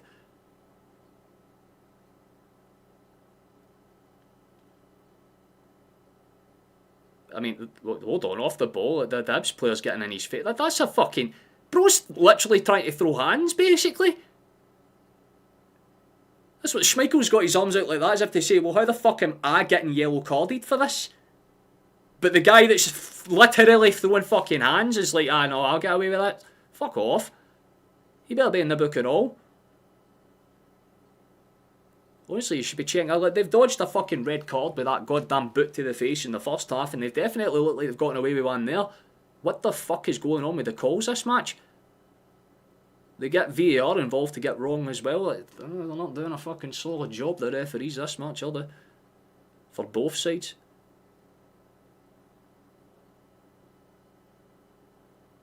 Get the game under control, mate. You're fucking throwing it.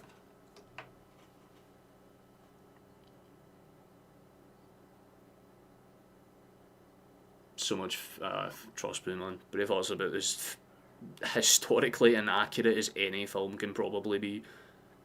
The lassie that he fucking marries in the film in real life was like 5 years old. So it would just raise a lot more complicated questions if they based it on true events. You know, it's just stupid.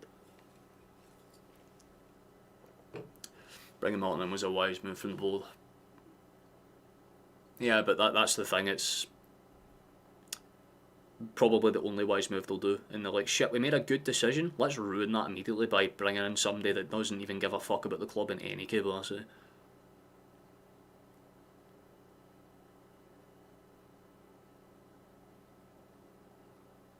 Decent enough cam for Sriracha. Scaled in it.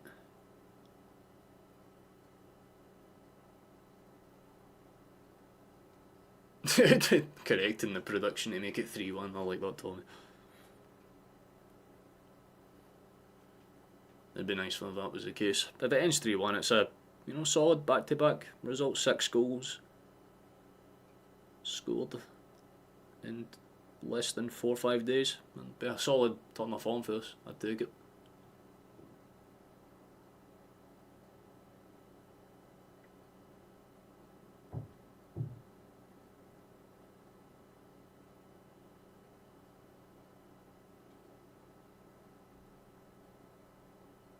Trust ain't too happy with that one, but he does just get it out to the side for a throw-in. A little bit of a dip in form to start this half, but it is kind of what you would expect.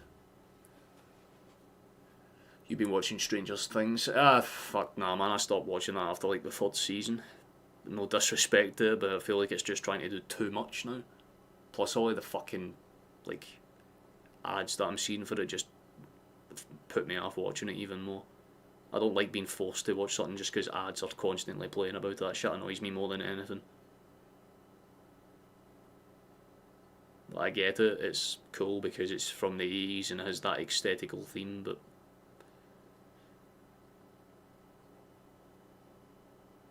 just a bit stale for me now. First 2 seasons were class. First season was great, second one was brilliant. Third one was alright-ish. It's the characters that carry that show, not the story. The story is pish, the characters are good. Good ball out towards the right hand side, let's see what Hibs can do with this one. They've got a bit of spring in their step. More or less fucking 13v11 when you got the fans and the referee going against you here. That's a good ball out towards space. Coming off. Lovely play actually, give him credit where it's due. Albita's got it far side. Austin standing his man up well enough, ball into the box is half dangerous, popped away and cleared. It's not gathered by anyone in specific, Celtic eventually just clear the lines away, it's calm enough.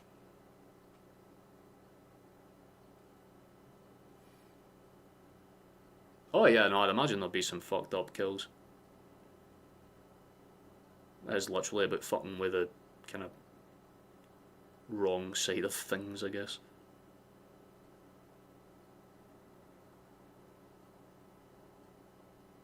Ooh, good pass, that's good for McGregor, nice. Lovely layoff touch for Rio as well to get it to the Belgian, played out towards Yang. South Korean's going to take a run at his man here. Ball out towards Sriracha, the ball in ain't half bad but should be claimed quite comfortably in the end by the man in pink. Ball forward ain't half bad, and Trusty again just rinse and repeats the process he had to do about a minute ago, just pops it towards the side, gets it out. Who is Celtic FC's new manager? Apparently, from what we're seeing, it's going to be a guy by the name of Nancy. If you want to know where he's currently at, Columbus Crew, MLS. Decent tactical coach, he's good with youth players, very decent man manager, but given the calibre and quality of managers that we've been linked with, it's not exactly what most people would call their first choice. I wouldn't not back the guy, but considering the fact you've had managers like Knutson on the board and you have someone like O'Neill that probably would do a better job, it would be a bit of a trade down.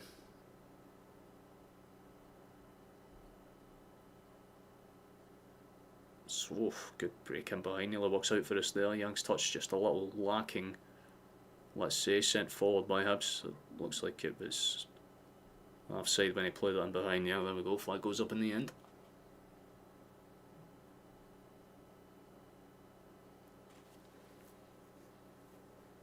Yeah, John Wick's pretty good.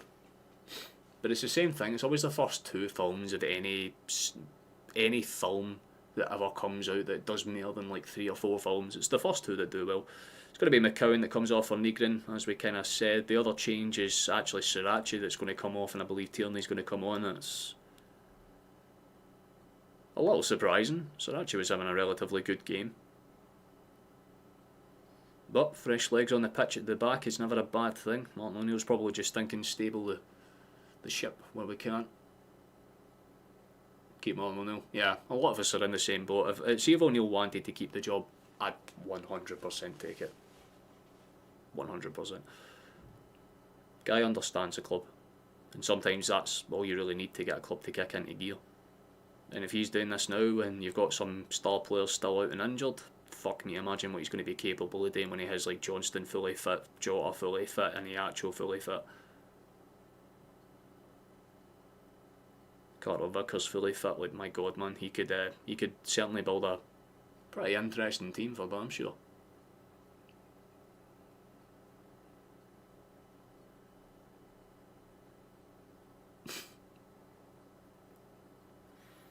I wouldn't worry about it too much, man. Based on the way that they're doing their advertising, they're trying to advertise it towards kids that are his age anyway.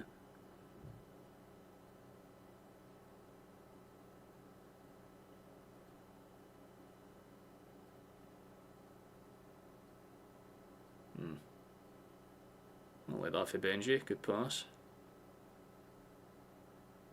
Step inside for Ralston, ain't half bad either, just lays it across, calm enough, scales.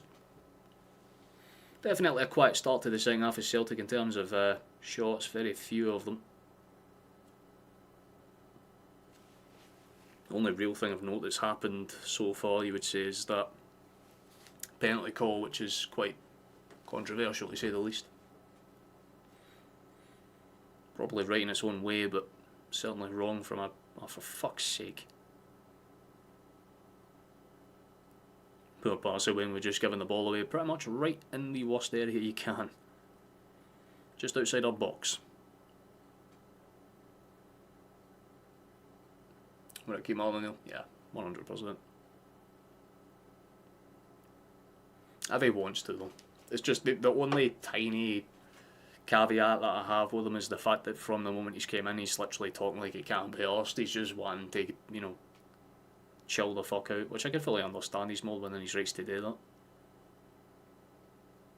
But I feel like if the board sat down and gave him a serious, like, hey, what if we took you on like a, you know, 1.5 year, 18-month contract, see what you do with that, and we'll give you some backing to get some players in your way, see what happens. Because he's not going to do that, you know, like manager bias that, you know, managers tend to do whenever they move from a different club. They'll just bring players from that, you know, their previous teams. Defeats the point in trying to find new signings. Martin O'Neill can't literally do that because he's not managed any recent teams. So any signings are actually going to be worth, you know, scouting out. As you know, they're going to actually have to do their research and find players that fit the pieces. So from that perspective, yeah, I'd honestly say O'Neill's not the worst call in the world to go with.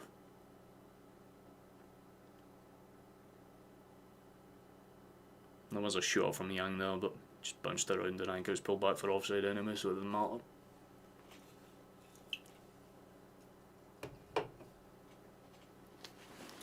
Your favourite movie was Stand By Me. Can't argue with that.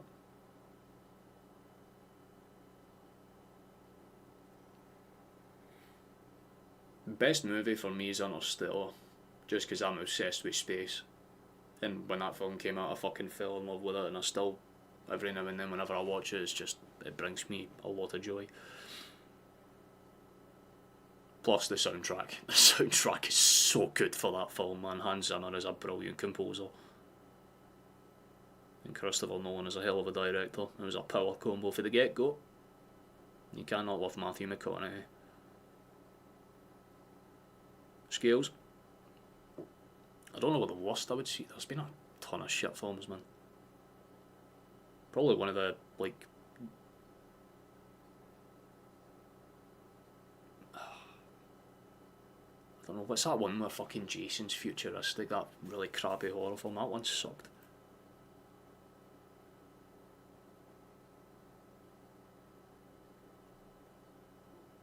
Just take any modern film that's been released in the last like 10 fucking years.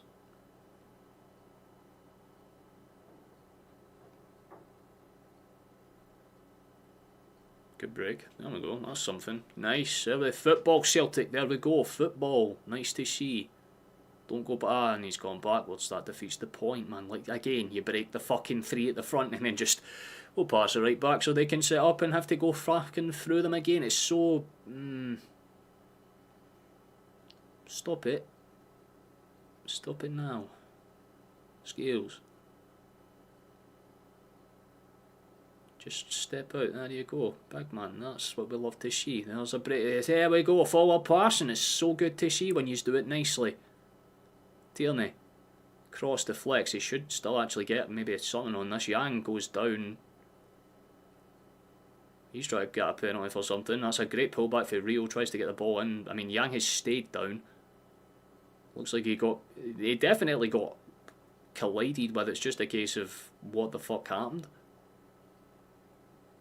Bashiri's holding his face, Yang's holding his and is down. Let's see what happens after the ball. Is it a... Oh! Yeah, right, you can see it's definitely not intentional for Bashiri. They both go in for the header. It'd be hard to sit there and say that it's deliberate at all, but fuck me, it's a solo and he just kind of gets bopped off the corner there. Do you want to know a film that's really underrated that I don't hear a lot of people talk about? The Water Planet, that fucking... Those are mountains. Those are waves. Like, fuck me. That film put the fear of God into me when it comes to that type of shit. Like, tsunamis are one of the coolest natural disasters and they took it and dialed it up to 11. But if you're talking about films like The Goonies and stuff, do you remember one called Holes? It's the one where it's like a bunch of kids on a campsite and they just dig holes for an entire thing, but it's a whole pure fucked cover-up type beat and it's actually quite good. And they've put Yang onto the sidelines, obviously, you know, concussion rules, they have to take him to the byline to make sure he's fully cleared to play first. Celtic temporarily down to 10 men just until Yang's allowed back onto the field.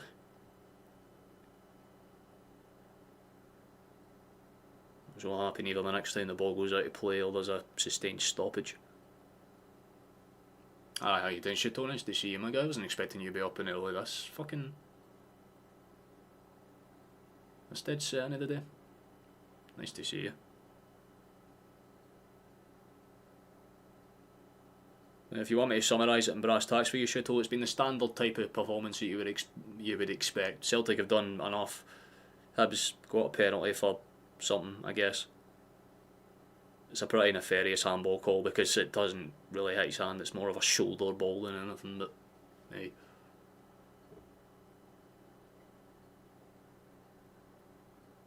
Don't look up. Oof.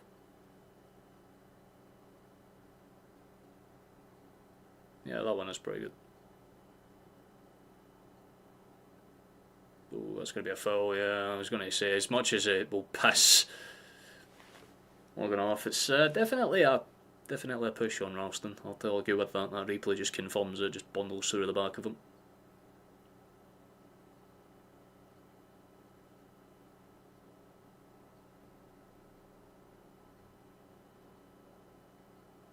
I hate how they just brought up that start after European games. If we play Hibs, we tend to draw against them more than win or lose. That'd piss me off if that happens.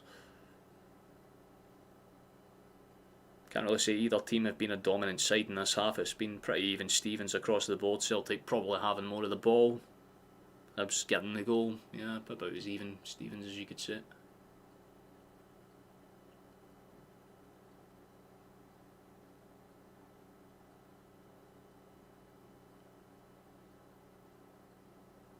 Does Spain even have that high tornadoes? Like, they would probably be more on the Toro scale than they would the F1 or the Fujita scale, right?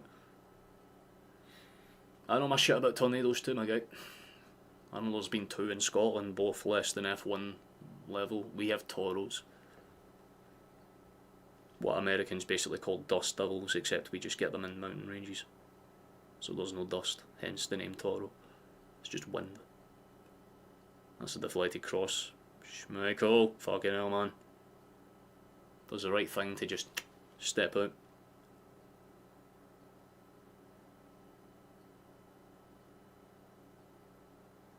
I used to grow up watching those like deadliest home videos things, where you would always see like, you know, like those like handheld like fucking 80s 90s camera recorders, and they would show like a tornado coming towards our house and stuff, and you're like, oh my god.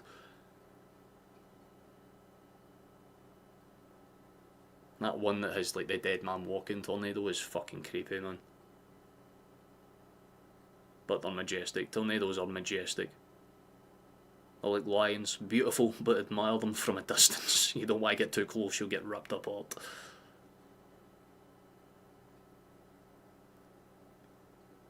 Get on for skills, I like that big one. There you go. The play out for the back has been a lot more calm.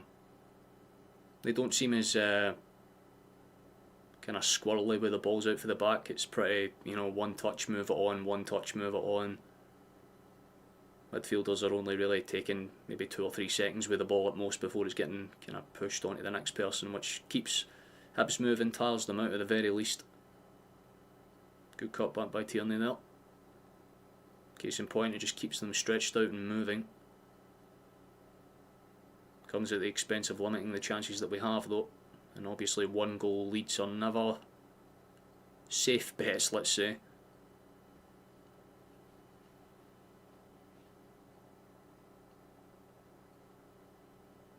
Yeah, we just get that for normal wins, man.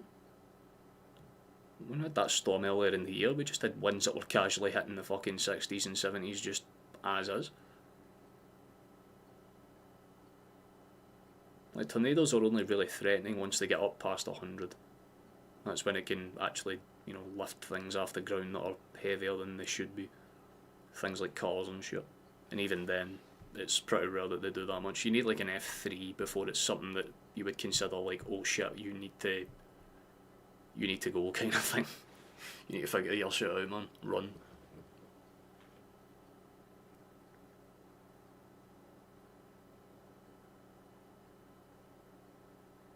Oh, good. Nice. Love that. Brilliant fucking feet there. In Giles's credit, he's been very good this game. Probably the most consistent out of the 3 when it comes to his passing. McGregor's let 1 or 2 stray balls go here and there, but has been for the most part pretty good. But Arn's hit pretty much every mark he's going for. Lovely, that is fucking excellent. Gets into the box, he's done so well. Ball deflects out towards the edge of the area. That's, oh, there was a chase down there. McGregor could have had a potential shot for range. Ralston has it from about 30 yards out, plays it towards the far side. Run is on. Benji boy doesn't step in time, and it gets pickpocketed and the ball's sent far and long. Skills and Trusty will just combo. Make it awkward. Schmeichel. Played into space and we just keep things calm enough.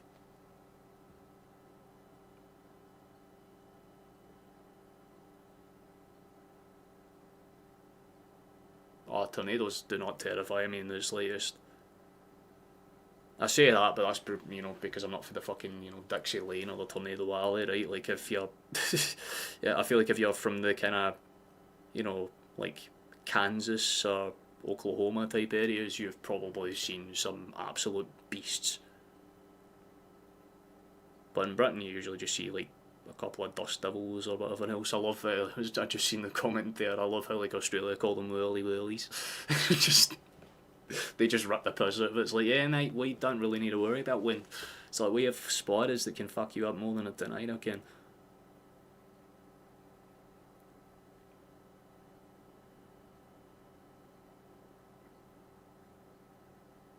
Well, there's claims for Hibs. I'll try to say that it didn't come off, but I'm pretty sure it did, right? Oh, yeah, let's try to claim it was a handball. It's honestly valid enough. That would be more of a handball claim than the fucking scales one. But the referee casually doesn't notice that. How convenient. Rio's going to get substituted, I think. That will probably be the... I'd hope to say it's the Paulo change, right? Yes, the Portugueseman's going to be coming on to see this game out. Things you love to see. I feel like it could have an impact. The under 21's captain for Portugal.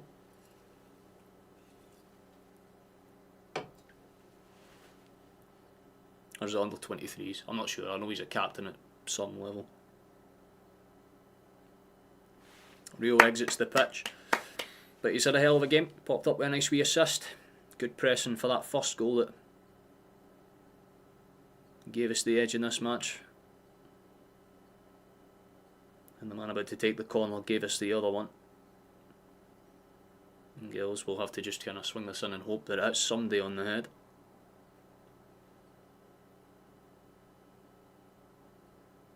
Not too many physical bodies for Celtic. You've pretty much got skills and trusty, and that's about it.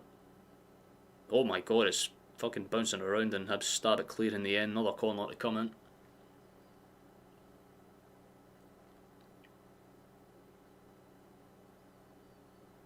That's probably the same reason why I'm not the biggest fan of War. I think I've nearly drowned about 3 individual times. Ball whipped in, not too bad. Ooh. Like, I don't really even say I have many fears, but see if there's one thing that I absolutely fucking hate, it's like, I think that, what's the term for it, thalassophobia. Like, I don't mind the sea, but I have a fear of, like, deep ocean. Like, the idea of being left, like, in water on your own with nothing around you for miles. And if you look underwater, all you just see is a black abyss below you. That, ugh, it just gives you that feeling of dread.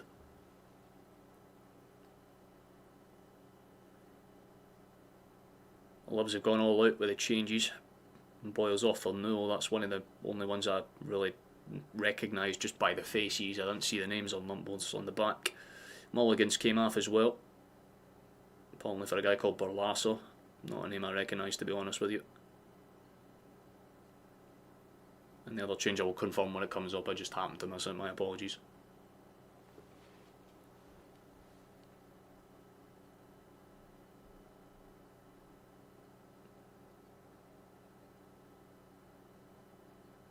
Ah, the other one was Yuan. Alright, okay. So Eli Yuan's on for Boyle. That was the other change. Sorry for missing that one. That's a wiper on the sidelines. Celtic just tending to him. He did get clattered a belter there, Benji. Just landed awkward when he got the header.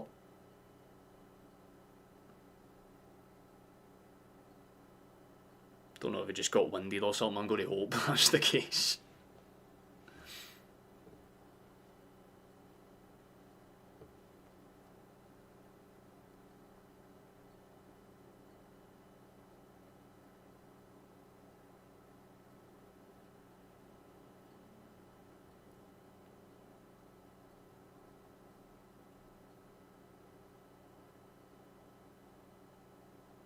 Yeah, I mean, they're all for valid reasons. Most people are scared of water for the fear of drowning. Most people are scared of heights for the fear of falling. Like, there's, you know, those are reasonable fears. It's a bit different if you're scared of, like, a caramel wafer or something. Then you're kind of getting into strange territory. Like, if you open up a caramel's, like, fucking tonics or something, you're like, then, you know, that's problematic. But if you have a fear of heights or the dark or some shit like that, it's pretty reasonable. A lot of people have those fears. The only reason I say I don't fear the deep ocean is because I'd never put myself in a position where I'm fucking there. So, you know, it's a vibe. That's why people that have fears of flying, they don't tend to fly. If you don't put yourself in the situation, less chances you getting fucked over. What the fuck? In fact, right, okay, God has blessed my goddamn window. I hate how it does this every time. Oh, hold on a sec. For fuck's sake, man, this shit is so old. Times I need to do this. Stop being a cunt. It's not funny. Stay up. Well, apologies if your eyes got absolutely fucking flamblasted. Phobia. Imagine. Hold on, there's a ball into the box here. Never mind, Tierney's going to tee up and try and cross. Oh, I knew as soon as he went to cross that, I'm like, that's not going to work at all, man. He's running onto that shit at full speed. If he went for a shot, that would have been more of a threat, but nah, I tried to cross and just straight out the other side, not even close. Fair enough, man.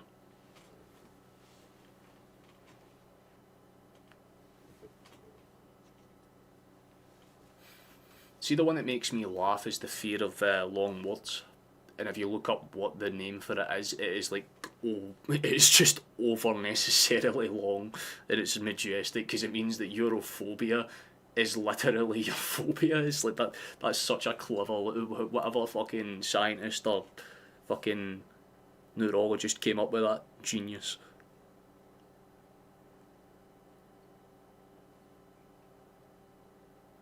I gotta say, in terms of chances, it's been very limited as hell over the past 10-15 minutes. I think that's why we just started talking about random shit. 1 or 2 half chances at best.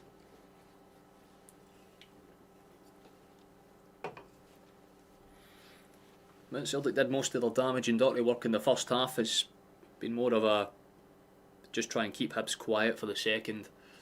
We've had more of the ball than we did in the first half, which is nice, I guess, but again, the end product's not necessarily been there. It's a good ball forward. Ewan kind of engages in the chase. Scales does well, just pop it to the side, but corner kick to come in for the Edinburgh side. Easter Road kind of has a small injection of noise from that one. It's going to be McGrath that tees up to swing it in. Good to see where the Irishman sticks there. So they've had a few corners this half, I think 2 or 3 at least, but no real end product on most of them. They just tend to bounce off the first or second man and then get cleared away. This one's swinging with height. Schmeichel gets a kind of more or less a punch on the end of it. Firm enough hand, played in behind. Hibs try and get it through, takes a deflection, Scales clears it away, calm enough. Lovely pop up over the top. Hibs try and steal it back. Referee isn't interested in giving a foul for that one, neither is he interested for giving a foul for that one. But he does for that. How interesting. Hibs have a free kick pretty much just outside of our area unless it's a throw in.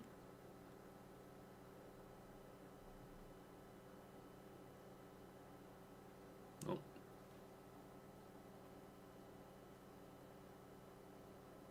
I'm sure there's probably a name for that, to be honest with you, David.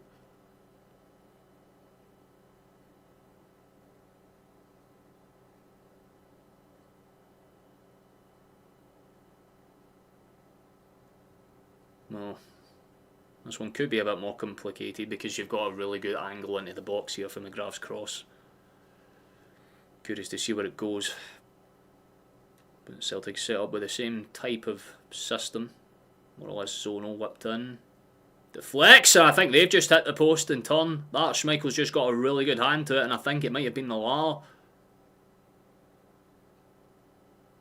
Might have been an excellent save for the Dane at the end of it all. Let's have a look back here.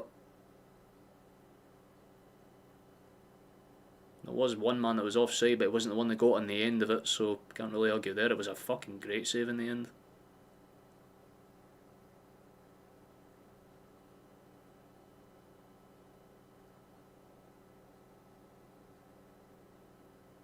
Oh, Yang is it off to neck to his own. A wee injection of paste in that left hand side would never be a bad thing. Give Yang his credit. Pretty solid game for the guys. Definitely not had a bad stint at all. We'll be curious to see what the replacement does in his absence. About 10, well, I wouldn't say 10 minutes, I'd say about maybe 8 when you include additional time. To have an impact ball into the box. Hibs have a chance here. That's a good save for Schmeichel. The defence need to wake the fuck up now. That's 2 or 3 fucking times a ball across the box and they all just kind of turn around and stare at it. Can't really fault Trusty too much because he does what he has to do to try and make it awkward for the cross, so he's excused, but everyone else just looked a wee bit lacklustre at the back there. Corner kick to be swung in for the Hibbies. Headed up and sails comfortably over in the end. That one's a lot less threatening than the last few.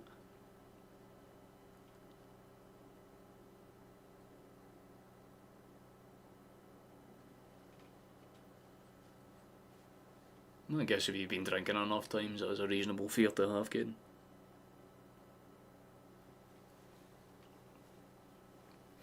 You probably don't think about it too much now, but I guess when you get into your older years, like if you're a pensioner and you have that feel, fuck, that would be horrible.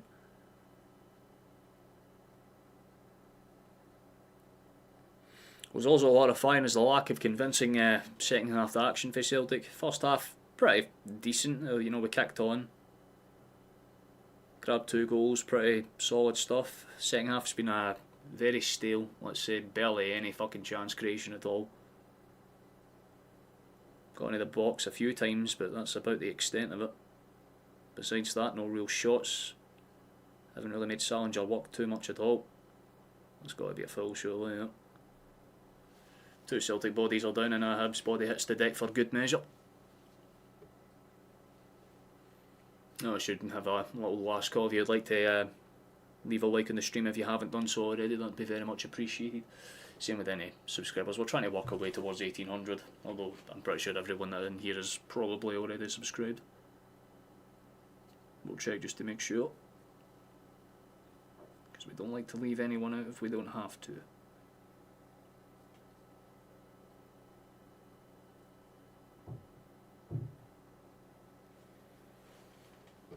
Well enough.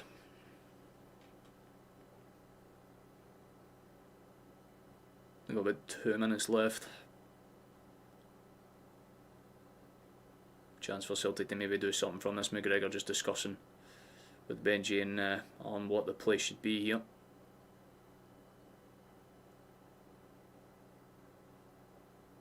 It's going to be the Swede to swing it in. That's a good ball. Actually, a really good ball. It's going to be awkward on the bounce down. Chance for Celtic. Great cut back for McGregor. Deflects off the play. Could have been something. Technically, you would consider it a shot, I guess, but straight into the feet of a Hibs player.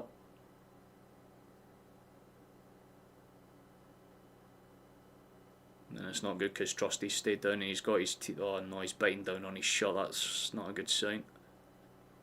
Seems to be in a bit of discomfort. Did he just get trampled on or stood on, I'm guessing? Oh, he fucking rolled his ankle. Yep.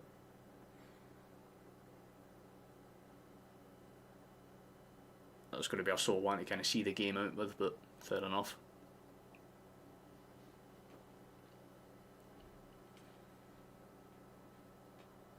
Oh. Fair enough, Kane, that's reasonable. And we came to Edinburgh and so far we've got the job done.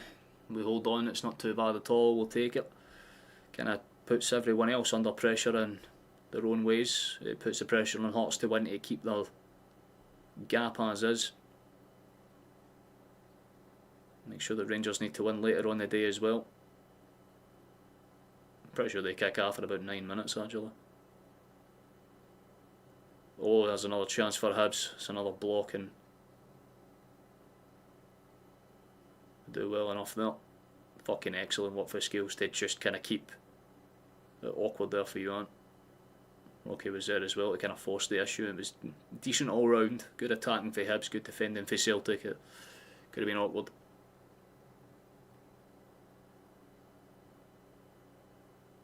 Pretty sure it was offside anyway, so it's going to be for us to clear.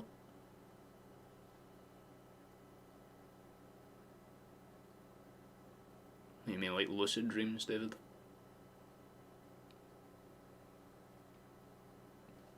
I've had sleep paralysis a few times. That shit is fucked.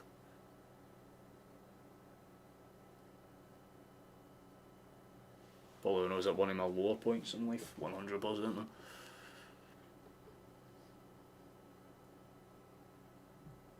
The referee's taking the piss with the additional time again, man. He gave 3 minutes in the first half for like a 1 minute stoppage, and apparently for one penalty call it took 2 minutes to clarify. 5 additional minutes.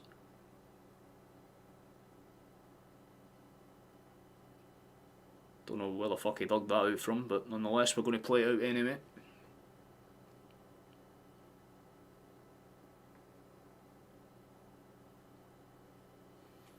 Yeah.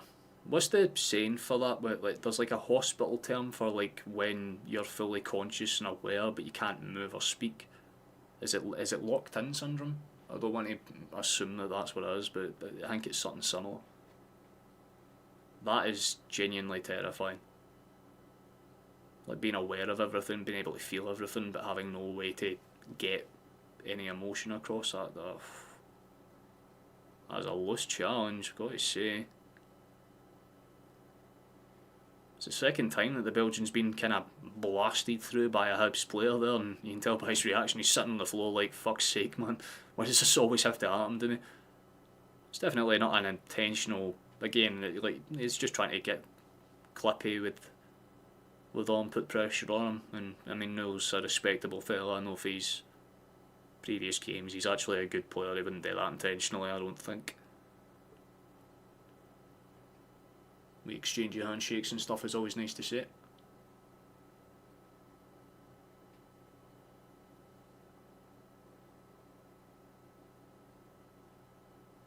Oh, good pop over the top, could be something there. Chase down for Celtic, but easily dealt with in the end. Iredale's just going to send that forward.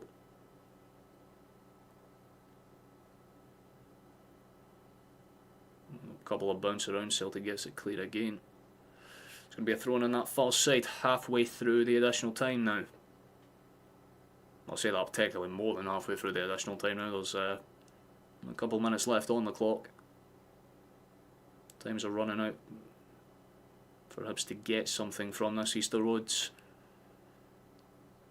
just kind of waiting around in case there's any last second chances that come in. It could be pivotal in the title race for absolute sure.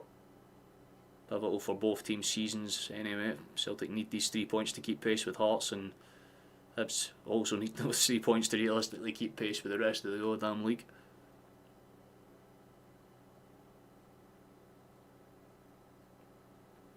This time it's On's turn to give away a foul.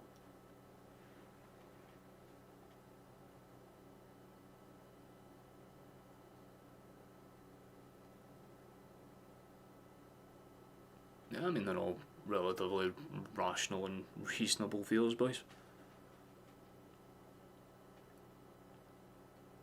Just a fear of the unknown. It's the best way to summarise what a fear is if you don't know it. Chances are it will kind of give you that uncanny valley feeling, you know.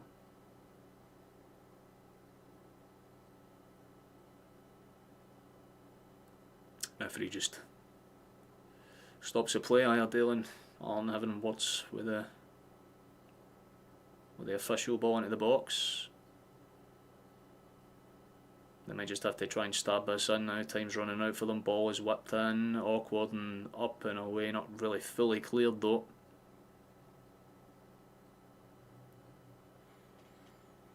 .40 seconds left. Celtic are holding firm just about for now. Oh, crossing is dangerous, but it just sails over everybody, and not the worst ball in from Balasser at all, but thankfully for us, we just survive it a little bit. Got to say that it's probably been lucky in terms of the fact we have not had many chances at all. You'd be lucky if I think we had maybe about 6 or 7 shots. Easily half of them were blocked. But we survived the worst of it for sure, and you have a feeling once this ball gets cleared. Decent shift for the boys, 100% what you wanted to see. It's not exactly the most convincing performance, but it's a good enough one at the end of the day. Celtic retain a winning streak domestically. It's 3 major points, massive points for us when it comes to the context of the league. Massive points for us when it comes to the context of the league. Just take a look. Man United came back and won 2-1 against Crystal Palace. Give them credit where it's due. However, I do not really give a fuck about that. In about 3 minutes, Rangers will kick off their match if you're curious. But let me just pull up the league table. It gives you a wee bit of a understanding of how it's going. Oh, I didn't realise that Hearts played yesterday. Hearts drew with Motherwell yesterday. I should probably bring that up so you can observe. If you want to have a little look, that's your table now.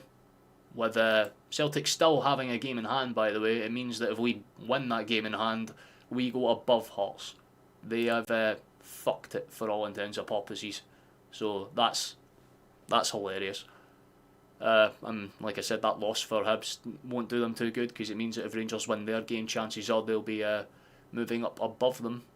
Motherwell are just casually there.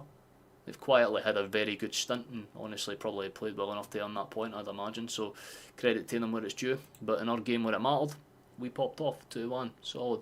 If you want a more detailed breakdown, I guess we can use this one, I guess. There you go. Dyson on some random penalty that shouldn't have happened. There's your ratings, as you would expect. And Giles probably gets man of the match for this one. Very technically gifted today. Very solid off the kind of back of a good stint in Feyenoord as well. So brilliant. Maeda was pretty good today, popped up with a goal. Rio popped up with a nice wee assist. Solid across the board, man. Definitely not bad at all. Chuffed. Absolutely chuffed. But we just needed a solid performance, and it's exactly what we got. It was Celtic. Sorry, my brain's not piecing together what the fuck is being said there. I think I'm having a stroke trying to dissect. But if you're asking for our next match against, it should be Dundee. Yeah, it is Dundee. If my brain's, well, at least I know the time now as well. So I'll probably be live for that one to kind of make up for missing the final game. Probably the Hearts one afterwards, and then there'll be like a small break for me where I kind of do things here and there, I guess. Like I said, this is technically meant to be a part-time thing that I'm just doing for vibes, so now I'm still covering most games. But, I mean, where I'm at, we got one, and we've got ourselves a nice little cushion now. Fair play to Motherwell, they're actually probably got the best form in the league besides Rangers, who, like I say, kick off in well, yeah, they technically kick off in quite literally about 35 seconds. So I guess that'll be a game that'll be worth keeping an eye on, especially in terms of context for the league, because Falkirk are actually having an alright wee stint themselves. They're definitely fighting out for their own wee reasons.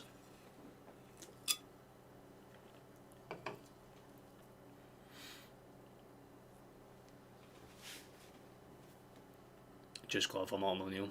Aye. Well into him, 100%. Deserves his credit. Well, the last thing that we need to do before we wrap things up, you know the drill by now. It's not going to be a loud yas because it was a pretty shit performance, let's be honest, but we'll still do it anyway. I'll get like a reasonable reaction, nothing too severe. So, gentlemen, for the victory and for the win, and a very solid one at that.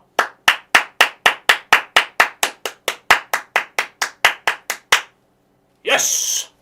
Solid! Fucking decent. We'll take that every day of the goddamn week. Things you love to see. Things you absolutely love to see. Victory on the day.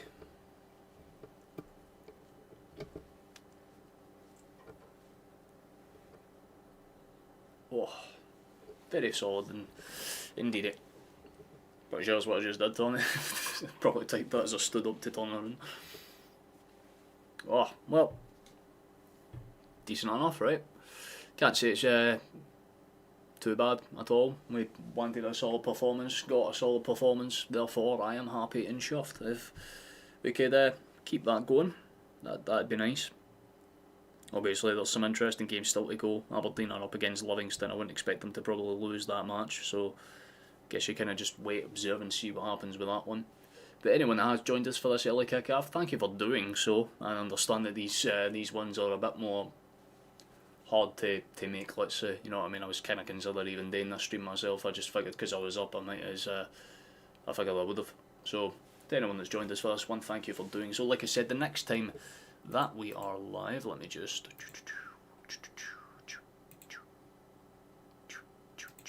pull that up real quick so you can get a wee gander. If you want to join us for that one, you can see at the top of your screen right there, the 3rd of December, 3 days from now. Chances are I will be covering that game for the vibe. If you want to join us for that, you're more than welcome to do so. If not, then you'll definitely see me on the 7th for the game against Hearts, which is a pretty major match now. It's basically do or die for the Jambos, and it's, you know, survive and thrive for Celtic if we manage to get a point, or the 3. Ooh, we're on to something pretty fucking decent for damn sure. But solid for the boys today. Not the greatest performance we'll ever see, but very similar to Feyenoord a few days ago. We didn't need to be at our best to win. That's a good sign of things for us, so we'll take it. Absolutely, we'll take it. Got to get ready to wrap things up. I don't want to keep you here any longer than you need to. You're entitled to enjoy the rest of your weekends without me having, you know, without me yapping in your ear the whole time. So we'll just get that up and ready.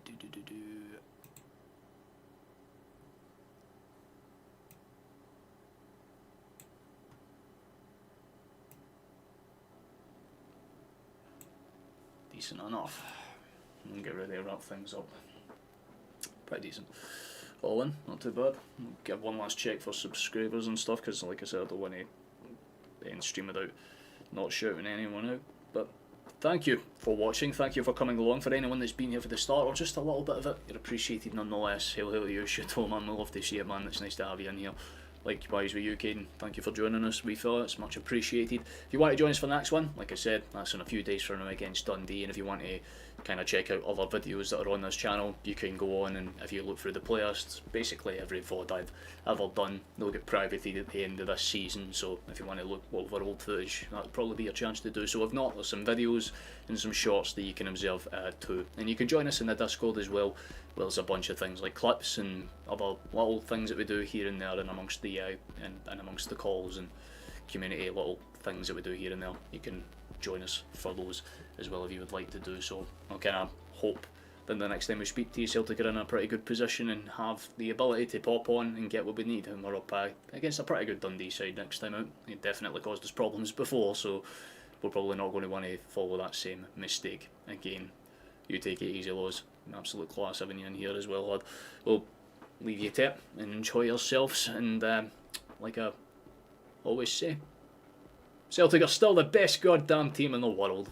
We've got our winning streak back. Let's go. No stagnant bullshit, stop and start crap, things you'd love to see. Great. But, yeah, as I said, for now, Celtic are still the best team in the world. Until next time, hail hail. Have a good one. Take it easy. It's been a pleasure, boys. It's been an absolute fucking pleasure. Thank Christ for that. Thank Christ for Casper not being shite at being goalkeeper in the day. As well, to see. Catch yous after, boys.